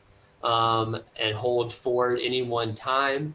And those in investigations, those are really 2 of the only places that really have specific caseload. Anyone working sort of in that internet crimes against children or trafficking, any of that online sexual exploitation, there aren't caseload guides, but there are workload wellness guides. That, as you can imagine, brings with it some tremendous trauma, vicarious, if not direct, from what they have to see to do their investigations. And so there are workload guides around how often they need breaks, how often they should be cycled in and out, what their broadest caseload should be, but not really that sort of this many per month. And we have seen a dramatic uptick in that. I believe that's been reported not just in Seattle, but nationally.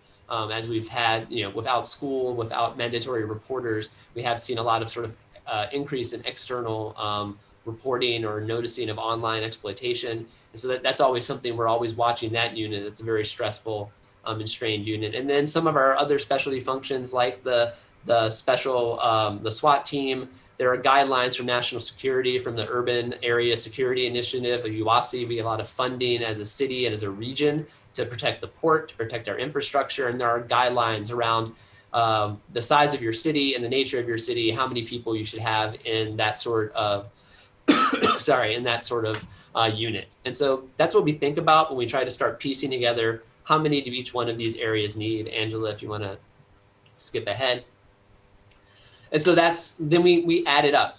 And so when we run that triangulation for patrol, we end up, when you do officers, when you do sergeants, lieutenants, captains, bike officers, West Precinct, downtown, parts of North Precinct, parts of the East Precinct benefit, especially at certain times of day, a lot from having officers out on bikes. They're more approachable. 2, when we have traffic, which one day will return, something I think we all somewhat oddly miss, the bikes get there faster. So when you add all that together, that comes up to about 745 officers in patrol to meet our current workload. We are not there now. The chief was driving for that with his reallocation. We're sort of stress testing this. These are all models. You do need to see how does it play out in reality. And then as Angela mentioned, we do have those extra positions because we do not specifically as an organization or as a city fund our recruits and student officers. They are funded out of unoccupied patrol positions. At any one time, we can have anywhere from 80 to 100 students and recruits. And so we do leave patrol positions open to make sure we pay those individuals for their time getting trained. Then that leaves us, if you take away the 745 and the 100, that leaves you with about 555 officers to fill out everything else we do. We sort of then just go down in descending order based on where do we know we have guides about how many we need, back to that homicide and sexual assault, and the other specialty detective units and their workload. We figure out we need around, I'm not going to go through each number on here. You see how many we need. We calculate we need in criminal investigations, special operations, that's the SWAT team, traffic, harbor, arson bombs. They've had a busy year. There's sometimes you can't anticipate that you're going to have a busy year. That's what we sometimes do on loans. If a unit is getting overwhelmed by cases, professional standards increased a lot during the consent decree. We had to increase our trainers. We've done a lot. You often heard us reference the 5 times the training. That's where our force investigation teams are. Collaborative policing is then the other biggest bucket. And then you see sort of the smaller, where there are a few other folks. The chief operating officer directly supervises the sworn officers who are required to sign off and take those online and telephone reports. That's where most of that number is. And so that we add all those together, and that's how we get to the number. And I believe then that moves us to Angela to finish out some of the specific budget actions. No, thank you, Dr. Fisher. Thank you, Angela.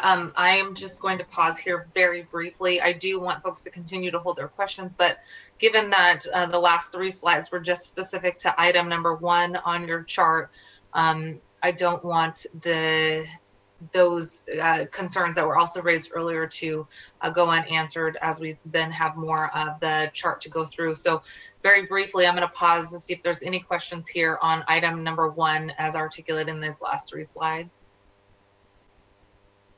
Okay, Council President. Oh, sorry, did I see your hand, Council President? Yeah, I do have so just so I'm clear, you're asking for questions on the sworn staffing portions of the presentation. That's right. So we're looking at the slides 3, which it has backup slides on 4, 5, and 6. Right. I do have some questions around these particular issues. So just really quickly, when we look at slide number 5, yeah, I think, and you know, frankly, this is true for all the slides 4, 5. I think, you know, what I heard were some remarks about, you know, if we go below these levels, then we have to live with the realities of the service impacts. And I want to be really clear that the information that is being provided to us in this presentation on slides 4, 5, and 6 presume no reductions to the police department's scope of work. Is that correct? They assume no reduction. This is sort of the conversation Councilmember Herbold brought up, Madam President, about we don't assume any reduction starting January 1. Right. So this assumes that the police department will continue to have the existing scope of work that it has now. Correct. We anticipate it'll take some time to figure out what can be safely shifted to alternative responses and to build that capacity. And then we could adjust. We want to be ready on January 1 for the call volume we anticipate wouldn't change as we shifted to 2021 until that work was done. Okay. And then in terms of the information related to sworn officers, I'm just going to quickly go through what I think I'm seeing here in terms of what we adopted in 2020 and what is proposed in 2021. And it's more for clarity's sake, because there's a lot of graphs and charts and bullet points here. And I just want to I want to have it really clear in my head. So if you'll indulge me here. So my understanding is that the 2020 adopted budget included 1,497 sworn officer positions. So total FTEs for 2020 adopted budget was 1,497. Is that accurate? That's correct. Yeah. Okay. And then but the 2020 adopted budget only funded 1,422 of those sworn officer positions, leaving 75 positions in 2020 unfunded and vacant, correct? That's correct, yeah. Okay, so then in 2021 proposed budget, we see a proposal for an abrogation of a total of 47 full-time equivalent positions for sworn officers, which would then result in a decrease of 1,450 positions that would be granted to the Seattle Police Department. The 47 goes from 1,497 to 1,450 authorized positions, 1,400 of which are funded. Okay, that was going to be my last question. So the 2021 proposed budget then appears to fund 1,400 positions, which is only 22 less than 2020. but there are still 50 positions, authorized positions. There's 1,450 authorized positions in the 2021 proposed budget. That's correct. Yeah, we retain 50 unfunded officer positions in the 2021 proposed budget with the intent of pending the results of the work that's being done as part of the IDT. Okay. And can you please explain both the data analysis and the policy rationale for funding precisely 1,400 sworn officer positions and leaving 1,450 authorized positions on the books? So, yeah, if you could just, I'm trying to understand the policy rationale for that delta of 1,400 versus 1,450.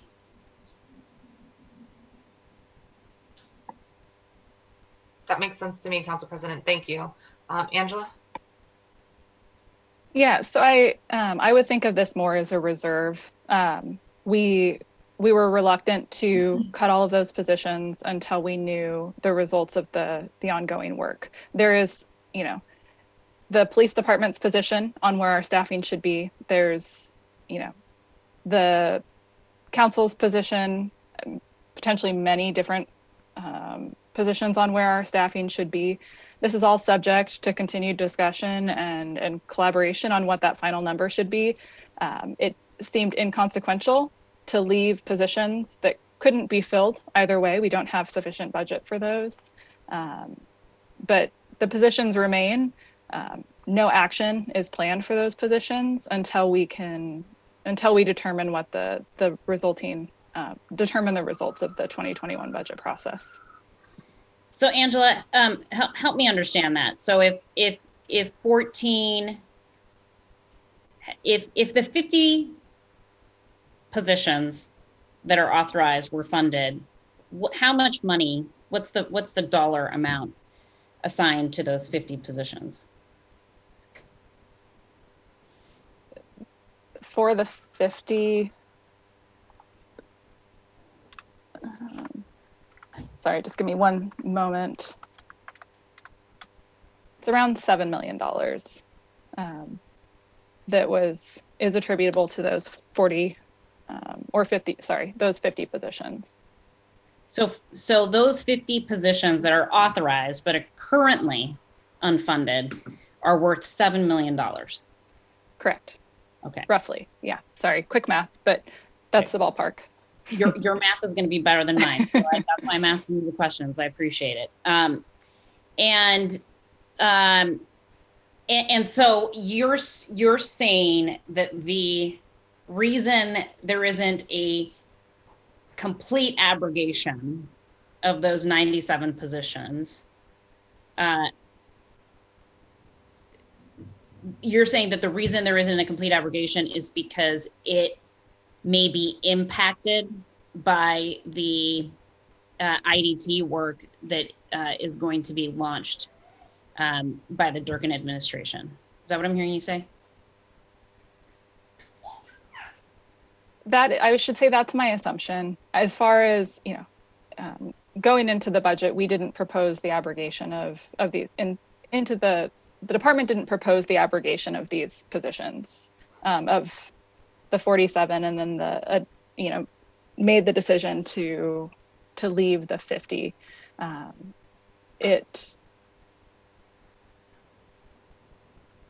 would say it's because they are unfunded. To be completely honest, I haven't given much consideration to those. We established the need on the basis of maintaining the status quo. We identified 1,400 positions. The delta between the positions that were abrogated and the positions that we were advocating for happened to be 50. That may sound that it was an afterthought, but that, I haven't heard any clear necessarily policy kind of position on why the 50 were left, why they remain, other than reserving some flexibility for us to make determinations around what the appropriate size of the police department is. Well, I think that the inference that it creates is that the IDT could come out with a recommendation that we should grow the police force, and that's why the 50 positions shouldn't be abrogated. Is that one of the potential outcomes? I can absolutely see how you could make that inference. I can't speak to whether or not that was the intent of leaving the 50, as it wasn't my change request that was developed. So I don't want to speak on behalf of the executive and how that came to be, but I would say that is a fair inference. And I just want to be really clear that if the city council decided to eliminate the 50 position, the 50 additional authorized but unfunded positions, that would not have any budget implications on the police department. Is that correct? If the additional 50 were abrogated, there would be no effect to our existing staffing, if that's the question. And the budget savings has already been, there wouldn't necessarily be additional budget savings, and it shouldn't have any operational impacts. The one thing I will point out is that, as Chris mentioned, our student officers and our recruits are not funded. So a portion of the 1,400 goes towards, around 80 to 100 positions go towards, are occupied by those recruits and student officers who are not deployable. That is a factor here. And as far as the budget goes, all of our positions are, the funded level is in the budget for all of our positions is prorated based on anticipated attrition and hiring. But Angela, you're not saying that the 80 to 100 trainee positions, for lack of a better term, are captured by the 50 unfunded, unauthorized, unfunded positions. No. Sorry. No, that was probably confusing. We're creating a little bit of confusion there. So I want to be really clear that the issue with regard to recruits, that is included in the base number of 1,400 sworn officers that's baked into the staffing model. That's correct. Yeah. So we're talking about 50 additional positions that are included in this mayor's proposed 2021 budget that are basically being held, preserved, even though there are no real dollars attached to them. The possibility of someday funding those positions is preserved by virtue of not abrogating those authorized but unfunded slots for sworn officer positions. Mm-hmm. Is that correct? If I might. Go ahead, Ben. Consistent with the offline discussions we've had over the past few weeks as we were working on some issues related to SPD and budget, these vacant positions are not essential to the budget and can be eliminated. There is a very long bureaucratic process involved with creating positions that may have been the reason to provide to avoid eliminating them all. But again, we've separately communicated that they're not essential, and we don't expect and won't have resources to hire into them. So honestly, a non-issue at some level, and I only say that because there are really important issues here for us to work on. But also recognize that it's important for you to clarify the expectations on that point. So I'm not trying to trivialize it. I don't think it's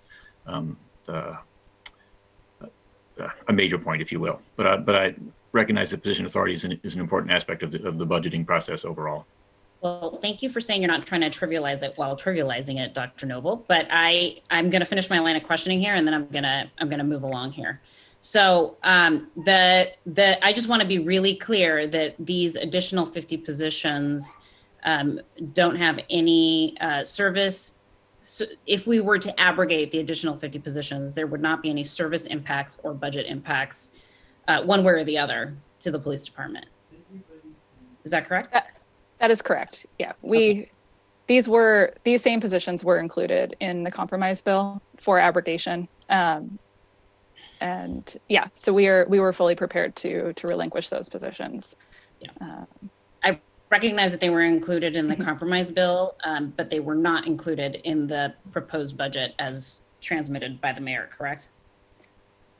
Yeah, the budget had already been drafted. So it's simply really a timing issue.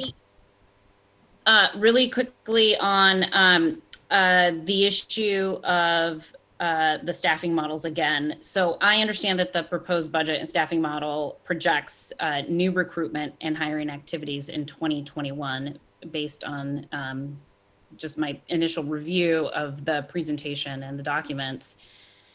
And I'm looking for confirmation that reading is accurate.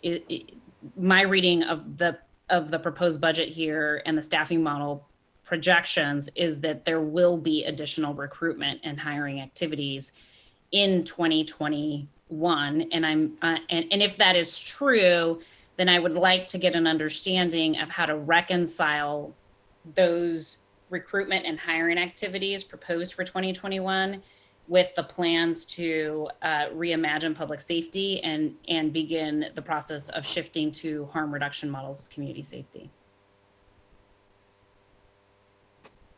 And that might not be a question for you, Angela, but whoever from SPD or the city budget office wants to answer is fine.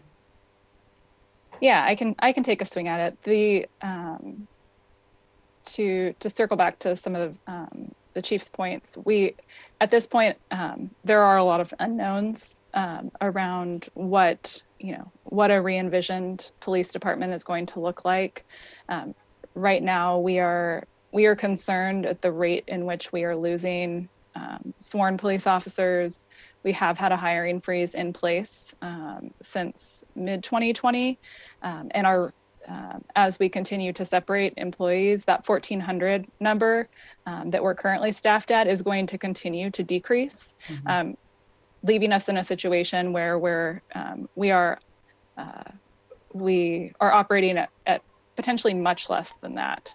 So going into 2021, if we're talking about the maintenance of kind of current service levels, the 1,400 is needed, and that is going to require us to recruit, hire, and train new police candidates.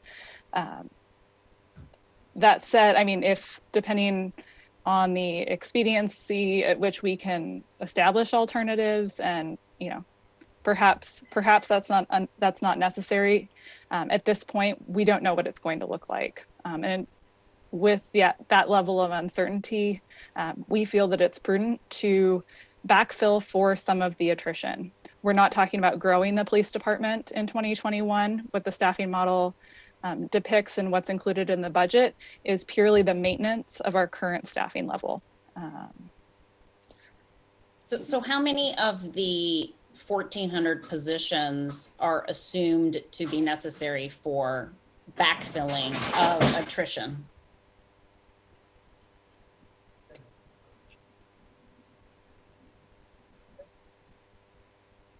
So as far as, sorry, asking how many we would need to hire in order to backfill for attrition, or how many of the 1,400? Sorry, Angela, I heard you say that this budget does propose recruitment and hiring activities in 2021. However, those activities will be limited to backfilling for the anticipated attrition, with the understanding that the ceiling will be 1,400. So you will not be hiring more than 1,400 in any situation. So of the 1,400 sworn officers that are proposed to be funded in the 2021 budget, how many of those 1,400 positions are assumed will be for purposes of backfilling attrition of officers who are departing, retiring, or just for whatever reason leaving the police department? So as far as, I mean, we're anticipating around 80 separations next year of fully trained officers. If we were to hire, we always build in a buffer for about, for a handful of recruits and student officers to separate as well. We would have to hire, or we would have to backfill for about 90 separating employees in order to maintain our that staffing level of 1,400. Okay, thank you. That's helpful. And that doesn't account for the separations that we'll continue to experience. Again, we're currently at 1,400 through the remaining 3 months of the year. I anticipate we will continue to lose officers, and so that will certainly be a factor. We've tried to account for that in the staffing model. Again, it is, we do our best to anticipate what attrition is, but as former public safety chair, we're not always right on target, but typically in the ballpark. So that's very generous of you, Angela. So, I feel like we've almost always missed the mark, and we've always been pretty conservative in our estimates around attrition. And just last year we made a huge course correction. I think it was close to $9 million of unanticipated underspend. So I think. I'm asking these questions because I think it's going to be important for us on the city council to really dig into the underlying assumptions of the staffing model and the projections of staffing needs, but also the reality of what we'll be able to hire and recruit and retain in order to identify if there is the potential for any additional savings that could be realized through that exercise. So I appreciate your willingness to answer those questions. I know we've all been talking a lot about these staffing model issues, and I'm sure that there will be some additional questions from my colleagues and additional questions and follow up. And again, Angela, I appreciate your answers to my questions here. Thank you. Thank you, Council President. Oh, if I could just quickly add some policy context for the Council President on this point, and that is, we, as a policy matter, we think it's important to continue the influx of new officers, as our new recruits in the last few years have been far more diverse than historically, and we want to continue that influx of new, younger, diverse officers as well. So that's just a little bit of a policy perspective behind our desire to keep hiring as well. I just wanted to add. Ms. Klein, you might want to introduce yourself for the record, since I don't think you had an opportunity to do that, so that viewing members of the public and maybe some of my colleagues would benefit from that context. Thank you, Council President. My name is Julie Klein. I'm the Mayor's Public Safety Advisor. So that's the reason for the policy context there. Very much. Vice Chair Herbold, and then Councilmember Morales.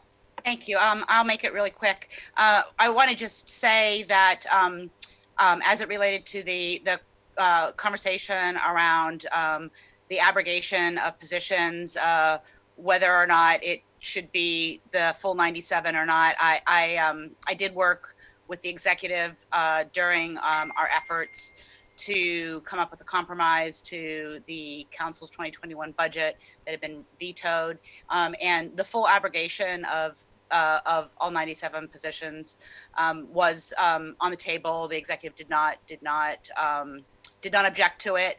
I appreciate the council president's concern that it might look like we're signaling our intent to hire to 1450, but I just want to confirm my understanding that there wasn't an objection to the full abrogation of those positions.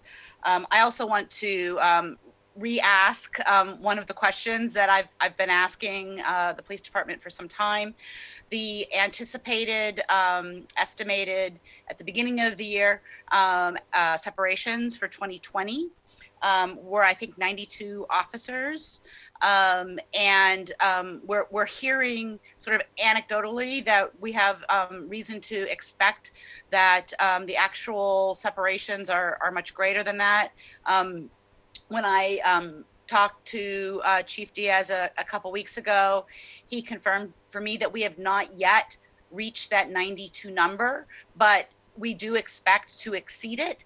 And I just think it would be really helpful to get our arms around whether or not we're looking at a much larger number or a slightly larger number. And in that context, and again, I know this is not, we can't be exact, but I have asked for, and I would still like a revised 2020 estimate for separations this year.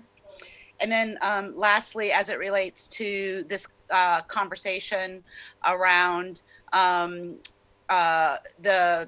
executive's support for and the police department's support for, as we've heard today already, to addressing workload, given that workload is some of the underlying assumptions for staffing and our shared desire to see how we can shrink that workload. And given the fact that Angela has agreed that it is possible to bake into our budget elements of our plan, which can include shrinking the workload. And my interest in doing so within the context of next year's budget, baking in further reductions associated with reductions in workload. I want to lift up again our ability to do that. We all agree is all about having a plan and executing that plan. And in order to execute that plan, we have to work to build capacity among our external partners. And the council in its 2020 rebalancing earmarked $10 million for capacity for just those programs and agencies who will carry out these expanded safety related efforts. And I appreciate receiving the letter from the deputy mayor yesterday, letting us know that Director Johnson will begin a process to develop this RFP, and that because this funding was provisoed, they'll be bringing an ordinance forward for council consideration, releasing those dollars for allocation. I do find it unacceptable that it appears that this cannot happen during this year because of the refusal to execute the interfund loan. If there is a way that we can develop this RFP and act on the ordinance while we are in budget this year, so again, so that we can get those dollars out the door, build the capacity among those organizations who are going to be poised to take on some of this workload. I would really like to hear from Director Noble whether or not that will be possible to do, acting on the ordinance during budget process related to this RFP. Yeah, let me clarify, because I think there was a misunderstanding about the issue on the interfund loan is that I just don't actually think it's going to be technically necessary. An interfund loan is required if we don't have sufficient balance in the funds that are going to be called upon. And I have expectation that we will. I indicated in the presentation yesterday, there's actually some fund balance that we'll be leaving 2020 with. So given that we may not, unless we not technically need the interfund loan, so that may come down to a question of what share of the $14 million, to use the vernacular, can get out the door by the end of the year. But the intent is to move forward with this RFP process as we speak, and issue it, and then but again, whether we're able to complete all that and make the awards and write checks. In fact, the contracts are probably on a reimbursable basis. I'm only telling you this to understand the interfund loan piece. Expectation is to move forward. What I do need to say, though, is that the budget for 2021 does not anticipate that we have submitted to you doesn't anticipate repaying that loan, so that or repaying. It doesn't anticipate these costs. So if we use this fund balance in 2020, the 2021 budget that we have submitted to you would be out of balance. So council indicated that the intent was to find savings in 2021 to repay these costs. And all I'm saying is that would still be necessary, but that is entirely the purview of council and appropriate in the context of the budget and the work you are doing. So we're taking you as directed, if you will, and I mean in a positive sense, moving forward. That will reduce the total resources available for 2021 and require some reductions and adjustments accordingly. And we'll be able to tell you or provide an estimate of just how much we expect to get out in 21. But ultimately, we're talking about $14 million. And if it doesn't get spent in 2020, it would then get spent in 2021. So that's the expectation. Ordinance is passed, moving forward. Thank you, Director Noble. Council Member Herbold, do you have a follow-up question or comment to that? I'm good for now. I may have follow-up questions as I mull over the budget director's response. I appreciate that. Thank you very much. Councilmember Morales, I do have a quick follow-up on this if you give me the grace of 1 second here. Director Noble, I just want to make sure I understood the answer that you just provided. Appreciate that clarification. In my conversations with the mayor, my understanding was that the use of the interfund loan was not problematic prior to last week.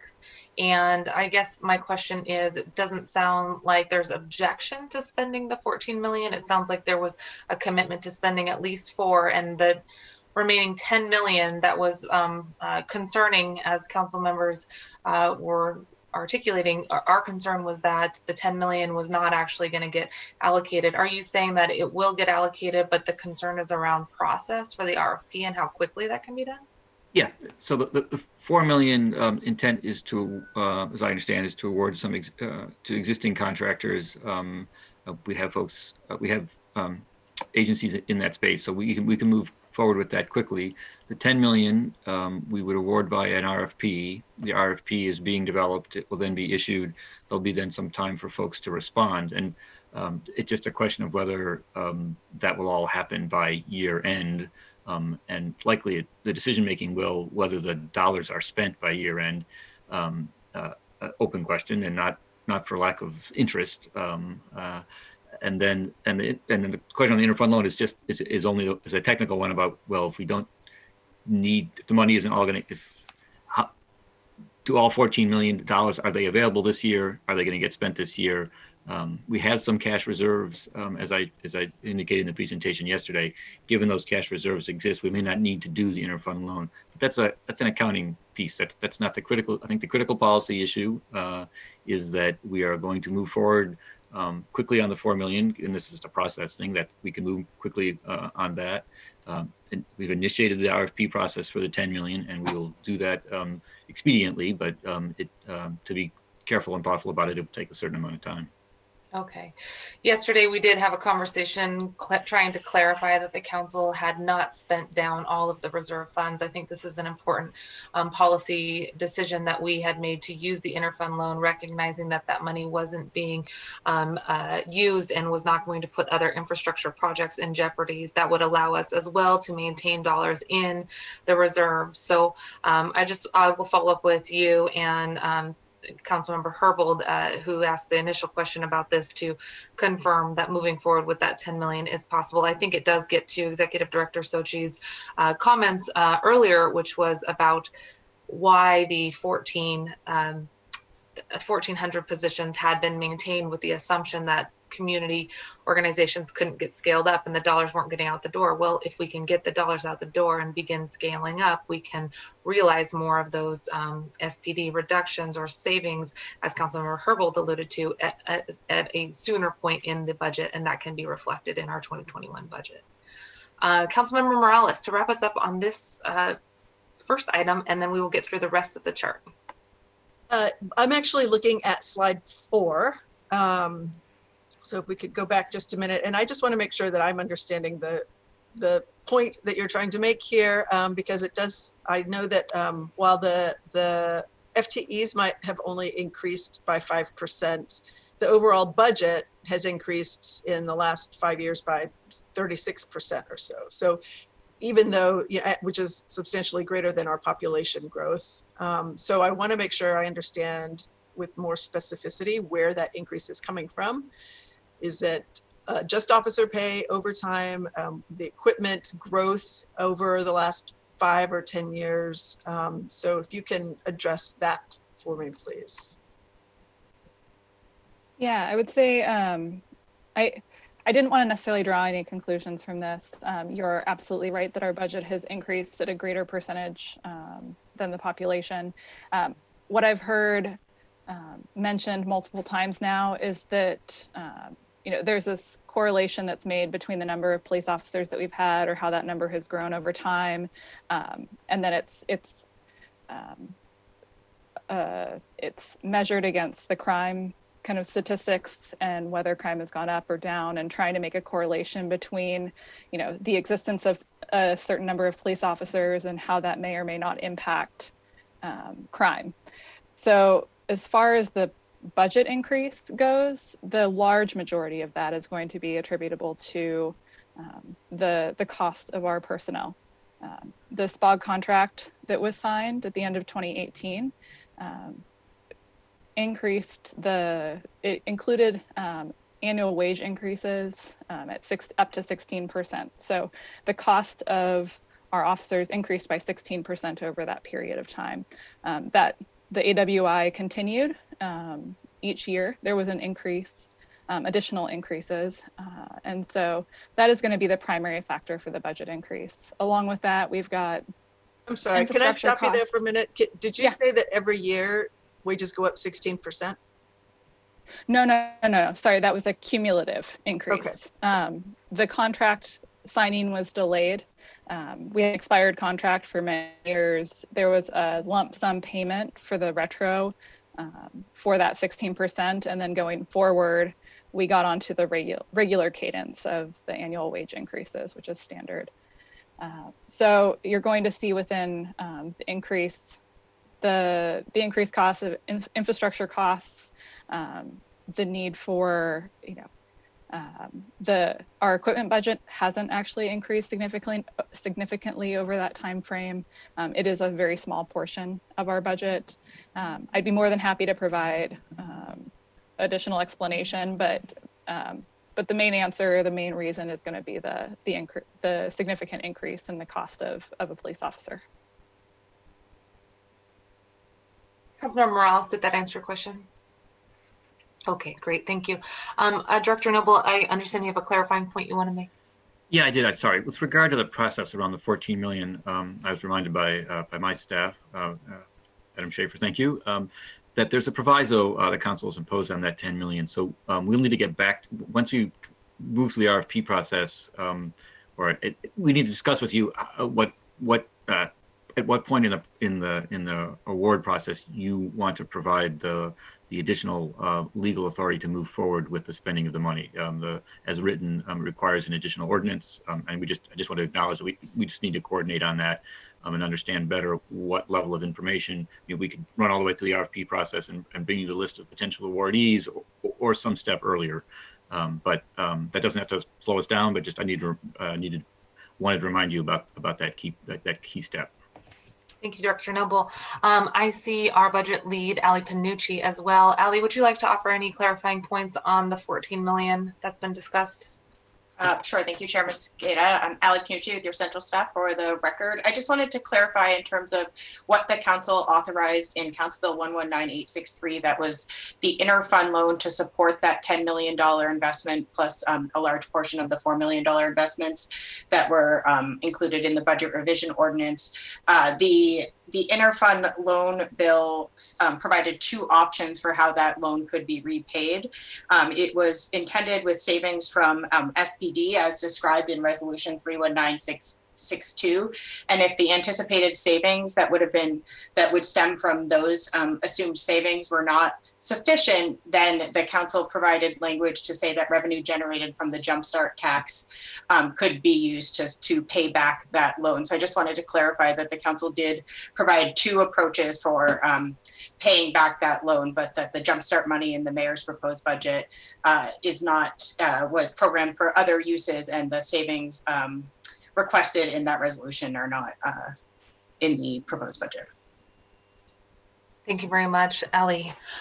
Okay, I have one more note on this slide, Executive Director Sochi. Thank you for walking through this slide, and to the team, appreciate your comments. I do want to note, though, on the last bullet here, it is important to note, yes, that while the population grew in Seattle over the last decade, according to the data that we are looking at, that I posted as well, the SPD per capita spending actually increased 20% in that same time frame.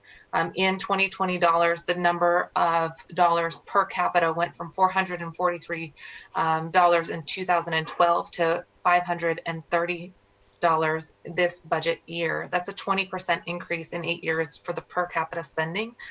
So I just want to juxtapose that with the growth in population to make sure that it is not a takeaway is not that dollars per individual have gone down. In fact, dollars per individual have increased even as the population has increased. So I want to offer that point of clarification.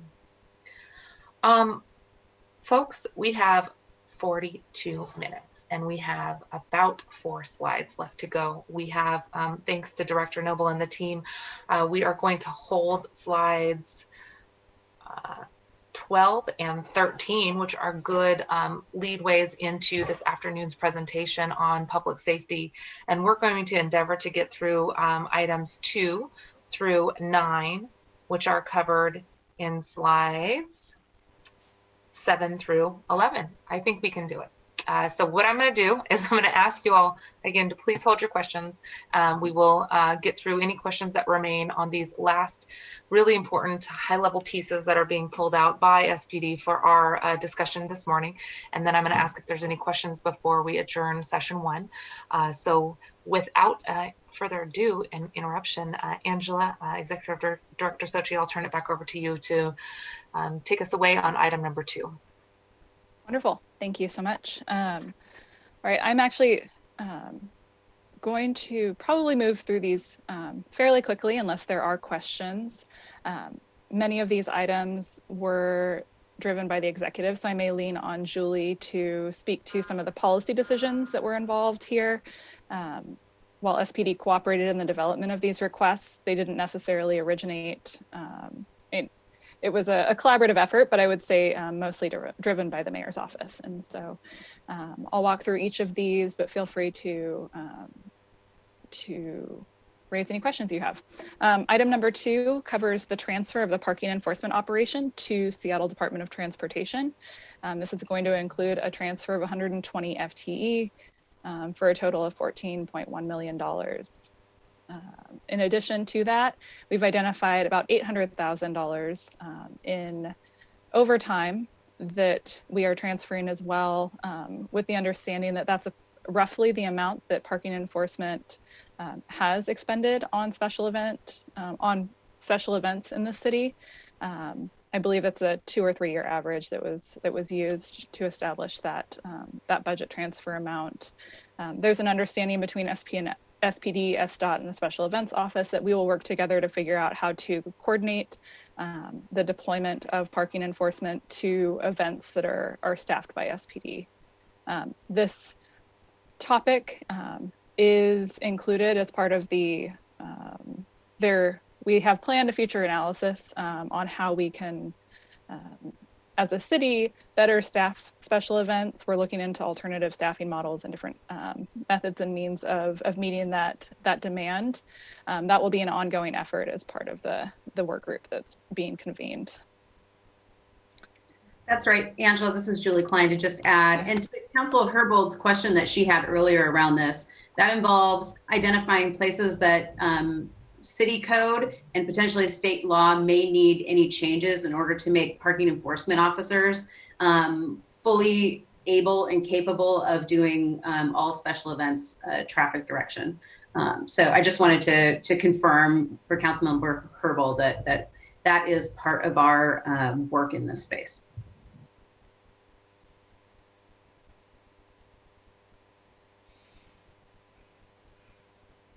Sorry. Moving along to item number 4, the transfer of the Office of Emergency Management to a new independent department. This group has already been acting independently for the most part. They have existed within the SPD budget. We have supported them from a budget, HR, fiscal standpoint. But as far as the day-to-day operation goes, this group is largely independent. Their budget transfer equates to $2.5 million being reduced or transferred out of SPD's budget, and an FTE change of 14.0 civilian personnel. Item number 5 is the transfer of the 911 call center to a new independent department. This transfer amount is $18.2 million. There's a total FTE change of 140 personnel, civilian personnel specifically, that will be transferred out to create the new Seattle Emergency Communications Center. We felt like this was an important move to set up or to kind of pave the way for the contemplation of alternative response models to emergency and public calls for service, potentially in the future branching out from the strictly emergency to more of kind of a rolling in some of those just general non-emergency type calls as well, or alternative response type calls, or calls that weren't an alternative response. Julie, I'm not sure if you want to weigh in on that as well. No, Angela, you actually covered the policy rationale behind it. A first step in the right direction of being able to add in civilian responses to 911 calls for help. Once we determine a public consensus on what people would like that to look like. Thank you. All right, item number 6. So with the transfer of these functions outside of SPD, there was a recognition that they were enjoying some back of house support by belonging to a larger department. We worked with CBO to develop and identify funding to transfer to either the receiving departments or to embed in the new departments positions to support kind of the day-to-day administrative type work that, again, units like the SPD budget section, fiscal, HR, were supporting prior to the transfer.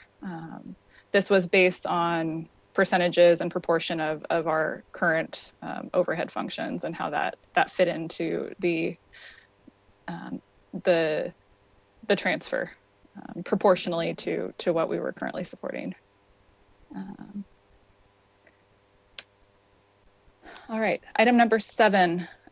This item builds into the budget the transfer of 9 victim advocates, our victim support team, program manager, and our victim support team volunteer programs coordinator from SPD to the Human Services Department.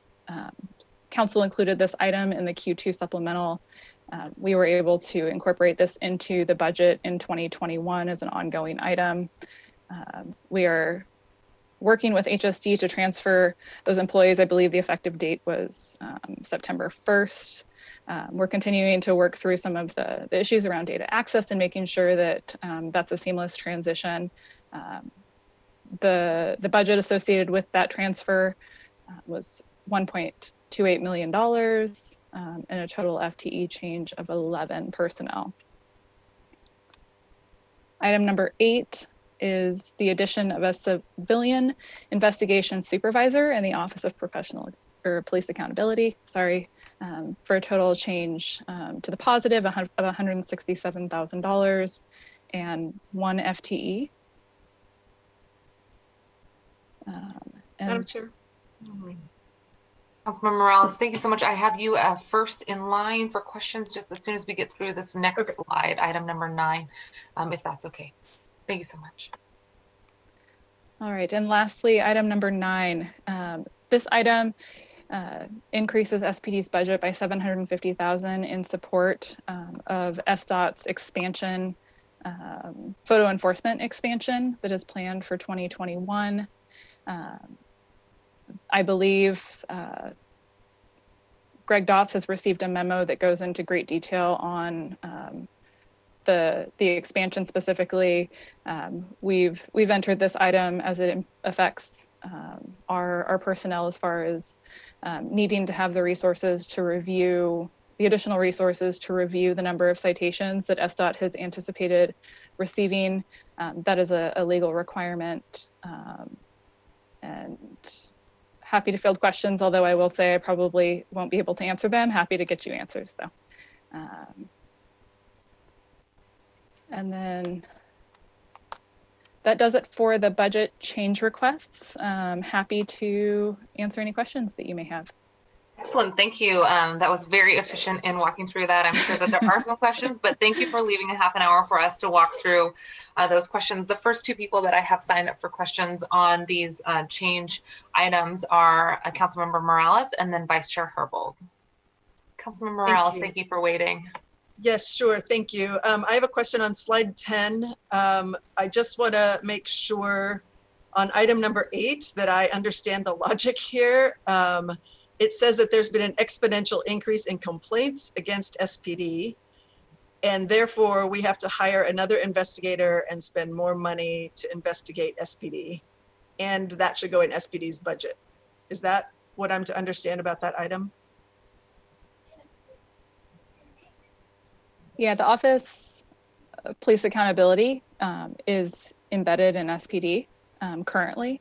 They operate as, I describe it as and I believe there's legislation that describes it in the same manner as a budget island. We don't necessarily transfer money. I understand that. The point I'm making is that there has been an exponential increase in the officer complaints against SPD in 2020, this summer. And while there have been an increase in complaints made, I'm sure we heard at least 12,000 cases, complaints made. Now we have to also pay SPD to do the investigation of that. And I just want to point out how troubling that is. I understand the accountability measures that we have in place. I understand that there are, internal and external accountability agencies that we have. And I want to point out the inequity of asking for more money to investigate when there are 12,000 cases against this agency. That's the point I want to make. Thank you. Thank you very much, Councilmember Morales. Councilmember Herbold, please go ahead.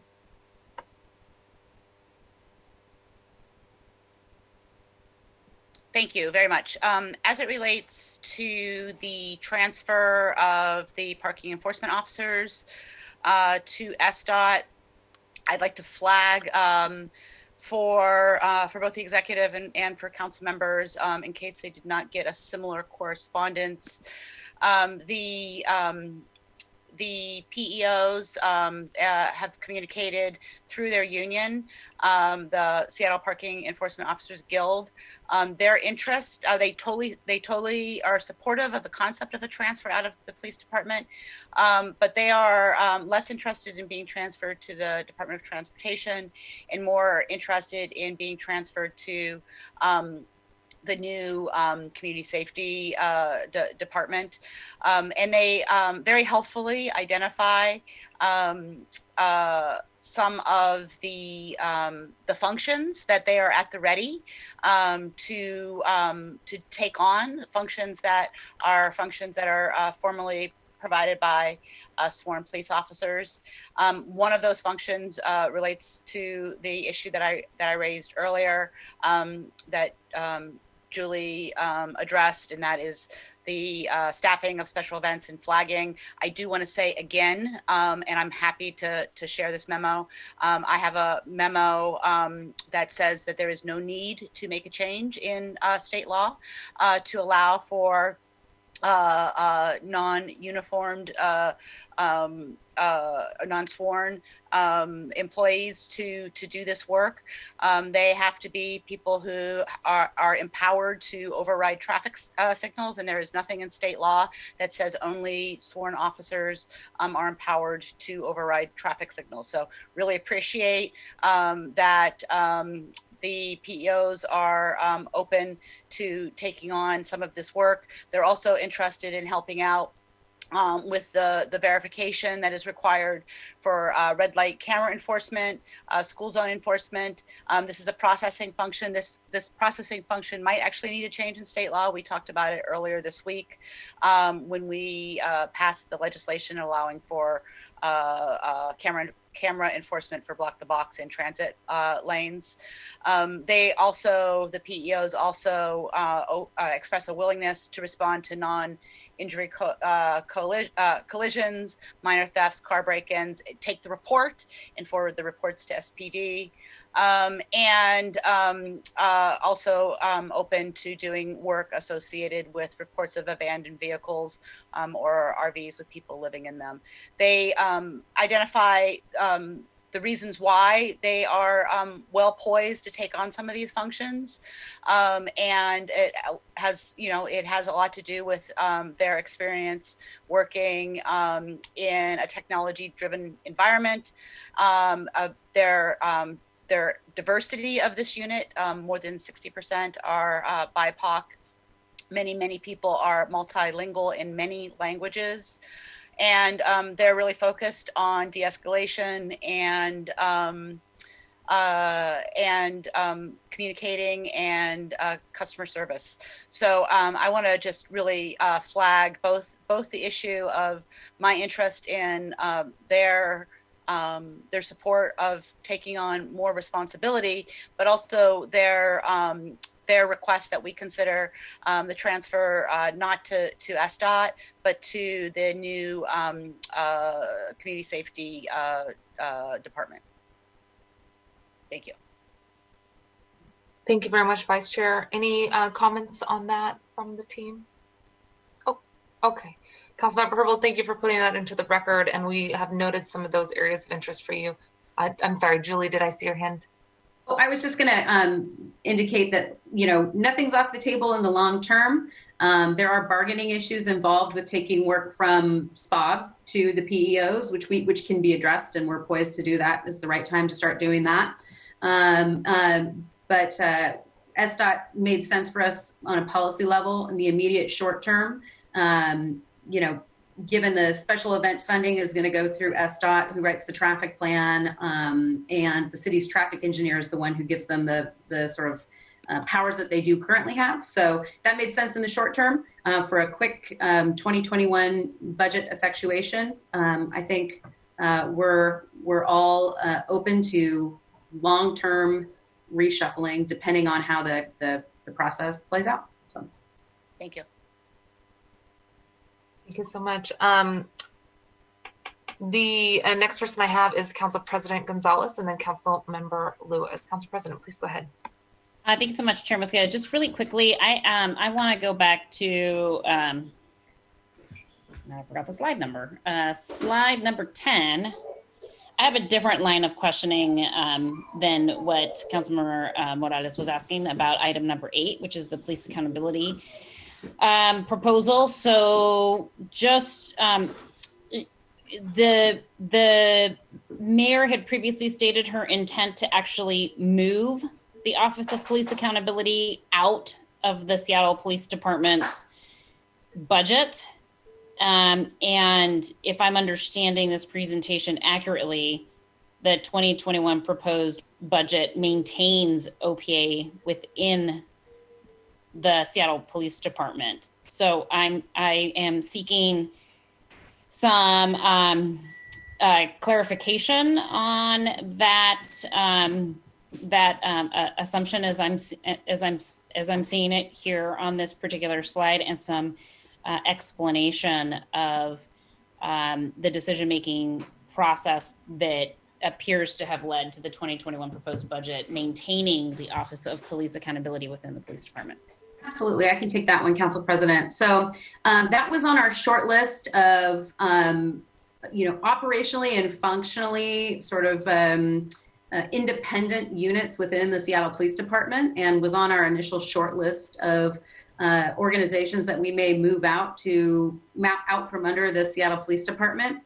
After consulting with Director Meyerberg, some of the other accountability partners, and concerns with making any major changes that would implicate the consent decree and cause us to have to get, higher levels of approval from the court, or dealing with DOJ notification and approval of that, coupled with our concerns of maintaining the fidelity of access to information that OPA currently enjoys as being part of the Seattle Police Department. While we are not ruling it out as something that could potentially happen in the future, it didn't seem like something that we could feasibly accomplish for the 2021 budget. So not ruling it out, open to that. Also being moved out from under the Seattle Police Department, it did not appear to be something that we could actually accomplish for the 2021. Okay, so I appreciate that additional texture to that, and do want to signal my concern that moving forward, statements related to modifying the police accountability system need to be worked through the ordinary processes, including engagement with OPA, OIG, and the Community Police Commission. And you know, I personally, as someone who was the prime sponsor of the 2017 Police Accountability Ordinance, was a little shocked that that statement was made without any consultation of members of the City Council, including myself, who was one of the prime authors and sponsors of what our existing police accountability system is. It may sound like a small shift, but it could actually have large implications, as you all eventually found out after digging in a little bit more into both the operational, pragmatic, and policy issues related to a suggestion like that. So I would appreciate if moving forward there would be a more proactive effort, or just an effort, to include those of us on the City Council who are and have been following this issue very closely and have been championing this issue closely. And I just, again, am concerned to hear that not even Director Meyerberg was consulted before that announcement was made by the mayor, and just want to flag that my expectation is that will not occur in the future. Well said. Thank you very much, Council President. And I believe many of us echo that point. Councilmember Lewis, you are up next. Thank you, Madam Chair. My question was actually asked. So I'm satisfied. Thank you. Okay, thank you very much, Councilmember Lewis. I don't want to go on before we double check with all council members. Councilmember Juarez, just wanted to check in with you too. Feel free to let me know if you got any questions or comments. Okay, I'm not seeing anybody raise their hand or chime in. Okay, I have a few follow-up questions, and then we might actually be able to get through these next few slides if we can keep you on for a second. I'm looking at item number 5, slide 9. And obviously this is an area that the council had included. I know Councilmember Lewis didn't have a comment on this, but he and others have been very clear about the interest to move the 911 call center out of the current operations. Appreciate that this is reflected in the proposed budget. I know Councilmember Herbold, as Chair of Public Safety, you've been a long time champion of this as well. I guess my question here is, I believe Executive Director Sochi, you mentioned in your comments that you are assuming that this transfer does happen, that all of the 911 civilian efforts get moved into a new independent department. It reflects here 100% change. Is that correct, that this is all of those dollars allocated to that? That's correct. And then I'm trying to take that into account in light of what I believe, Ms. Klein, you said, that this is going to be a transfer that is effectuated, and I believe I'm quoting here, once the determination is made through public consensus on what that should look like. Is that correct? No, slight tweak to that. We're looking for consensus on what other services should be dispatched out of the Seattle Emergency Communications Center, the city. So just a slight nuance there. But the change is going to go, is the change already in effect right now then, given the directive that we sent up through our budget as well? We have begun the process, correct. There are a number of certifications. We have to apply for an ORI. We have to change the code before we can apply for the ORI, but the wheels are in motion.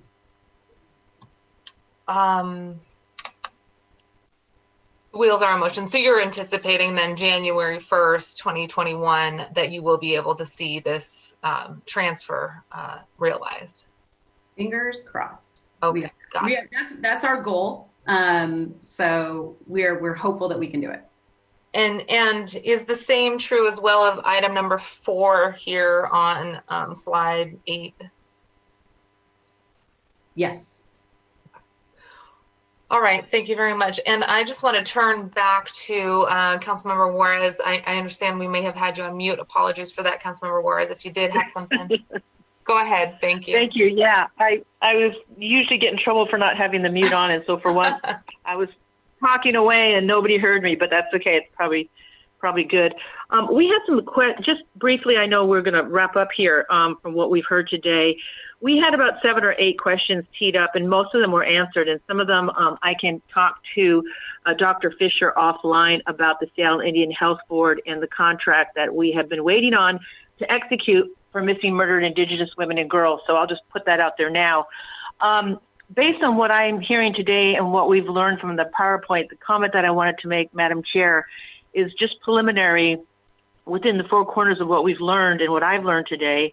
I want to kind of begin where we end, or I want to begin and end in the same place, that it's become clear, which we've already known, that more police doesn't necessarily or doesn't equal more safety. We're going to struggle with the question of whether 1,400 officers are either not enough or too much. It's clear today to me, based on some of the questions that were posed by Councilmember Gonzalez, yourself, and Councilmember Herbold, that we have to recalibrate the number of officers, which means, in my view, where I'm looking at is the decrease based on current service levels, and how we do that in redefining and changing the duties of police officers. I think it's important that we pointed out about the population, the increase of 23%, but as Councilmember Gonzalez said, that can't be a complete staffing decision or a sworn resource allocation decision, that there are other tools that you use, but it is still relevant. So basically what I think I have heard and what I've learned, and I'll have some more follow-up questions, and maybe I'll run some of them by Councilmember Herbold as well, is that the history and facts here are relevant, and that, again, in many communities, particularly the BIPOC communities, and this has been true forever, more police officers do equal more violence. And that's a fact that we can't look away from. And I guess going forward from listening to, and thank you, Angela, for your great overview and the information you provided and your analysis. But what I'm walking away with is the question that you keep coming back to as well, and what we will struggle with, is how we maintain current services with less police officers.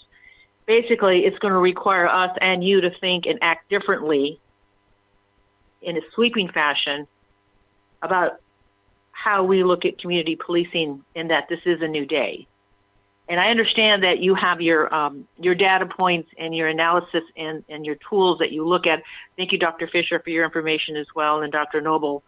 But what's being required of us and should be, and what we should be held accountable to, is that we're marching in the direction of dismantling, reallocating resources out of SPD, everything that we've been saying, and now we're talking about how to get the plan done.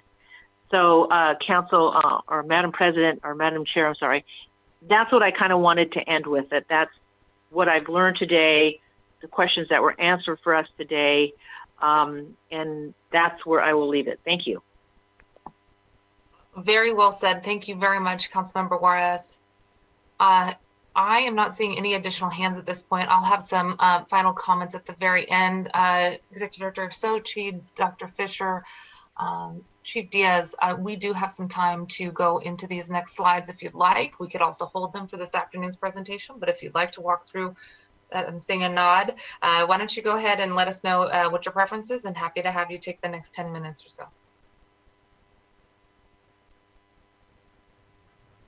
I don't know if Angela and Julie agree with me, but I mean, I think this is a lot of the meat of this afternoon's discussion. So we could briefly preview it or just save it. I looked at Julie just from executive direction here. Yeah, I'm happy to preview, and then there'll be plenty of opportunity for meaty and in-depth discussion and questions this afternoon. I look to Councilmember Mosqueda as leading on what she'd like to do. So, well, in that case, if it is a lead into this afternoon, and Director Noble, if it's okay with you as well, I may ask us to hold this as a sort of introductory component to this afternoon's conversation. We know it's going to be robust and lengthy, and I would like for us to make sure that we're getting all of our questions put together. So I assume all of you will be back this afternoon. Is that a correct assumption? Okay. I'm seeing a nod from Dr. Fisher. Angela, if we don't see you this afternoon, Executive Director Sochi, thank you for walking us through this. And Julie, you will be here this afternoon then? Okay. Chief Diaz, will you be here this afternoon? I don't believe so. I know that you're in good hands with Dr. Fisher. Okay. Thank you, Chief Diaz, for your presence this morning and for answering those questions. And Vice Chair Herbold does let me know, as the person who has this department under her committee, she does not have any closing comments for this morning, and I'm sure we'll have more to say this afternoon. Director Sochi, did you have more to say? Yeah, I just wanted to point out we did transmit a number of answers to some of the questions that were alluded to today. I encourage you to check in with Greg Doss if you haven't heard yet, not to call him out, but there are the attrition numbers that Councilmember Herbold was asking about, and some of that information is included in that packet, along with, I believe, some of the other questions that Councilmember Juarez alluded to. So if you're not seeing something that you need, please do not hesitate to throw those questions in the tracker. We will do our best to get back to you as soon as we can. This work is really important. This is, me personally saying this work is very important, and I want to make sure that you have the information that you need to make decisions. And I really look forward to collaborating on this, not just through the budget process, but going into next year as well. So thank you for the time today. Thank you very much for all of your time. Council colleagues, we will have the opportunity to continue this conversation this afternoon. At 2 p.m. we will start with the public safety overview. I think it is important for us to initiate our conversation this afternoon with these slides that lead into what the mayor's vision of re-envisioning public safety means, so that we can begin our conversation fresh and anew. A few closing thoughts, and I want to add to what many of our council colleagues have said, including Councilmember Juarez's closing sentiments there. Some of the conversation that we had this morning revolved around the status quo, and I heard that term used a few times, that we are assuming status quo, that we are assuming that the workload and the functions of the police will remain the same, that we are funding the status quo levels of engagement that the police are currently required to have with the community. And I think that's exactly the question that's in front of us. Do we continue the status quo, or do we make the changes that I think many of the community members across our city and country are demanding? I think the question around status quo is really a matter of whether or not we are going to continue with traditional policing, traditional incarceration and prosecution methods, or if there's a new and re-envisioned strategy that I think Councilmember Herbold really articulated well, that requires us to act with urgency and have that reflected in the 2021 budget. I think we are poised to ask some more questions this afternoon about whether or not we're taking those steps, whether or not those steps are big enough, and how quickly those can be reflected in the budget, and whether or not we are actually examining whether the right place for services to be delivered to our community should be done through the police department, or, as the chief has mentioned earlier, are we continuing to ask more from police officers year after year after year? That, and Chief Diaz, I'm not attempting to put words into your mouth, but I think that that's part of the questions that we're trying to answer is, are we asking your officers to do the right thing and show up at places where they have guns? I think specifically members of our society have asked for us not to just reiterate that Black Lives Matter, but to also recognize that they're saying and chanting Black Lives Matter because currently people in their homes, out grocery shopping, driving, going for walks, are being arrested at higher rates, and we're also seeing death at higher rates. So it's really imperative for us to center the conversations this afternoon, not just on policy questions and dollar figures, but the actual lives that are at risk and the lives that have been lost. And that's, I think, where we will pick up the conversation this afternoon. We want to make sure that this is not actually a status quo conversation, and it's not a status quo budget. And that also requires us to make the investments necessary to invest in community at the same time, so that those calls are answered by trusted community partners, and that priorities are shifted for officers back into areas where they're not being called to respond to situations where a gun or a badge is not required. Or, as we've already talked about this morning, being deployed to our streets to direct traffic when it's also costly for our budget, and it takes away from the officers, I think, that are needed given the current staffing models that the council president and Vice Chair Herbold have so clearly articulated questions about. We will begin the conversation again this afternoon, though, but that's the frame that I would encourage folks to bring into the discussion this afternoon, given that we've heard the term status quo used a few times this morning. How do we push ourselves outside of this current box of thinking around just funding the status quo and quickly acting in 2021 to create public safety for everybody and through a truly reimagined system? Councilmember Herbold, did I see your hand? No. Okay. Chief Diaz, I will give you the parting word this morning. If we are not going to see you this afternoon, again, thank you for your time, and I'll let you have the last word. No, I want to say thank you to all the council members. Thank you for us having the opportunity to discuss what our budget looks like, as well as, we are trying to push our department into a very much more transformative process of looking at what items that we are doing, what types of responses that we're responding to. I think over the last decade, I've mentioned this to many of you, that we've said for a long period of time that we can't arrest our way out of some of these social issues, and so we are committed to moving some of those items out that we should not be responding to, and that I also know what our workload is and the areas that we are responding to, and some of those staffing things, and that's where these are the discussions that will help us really move the department forward into the future. So thank you for your time, and I really appreciate this discussion today.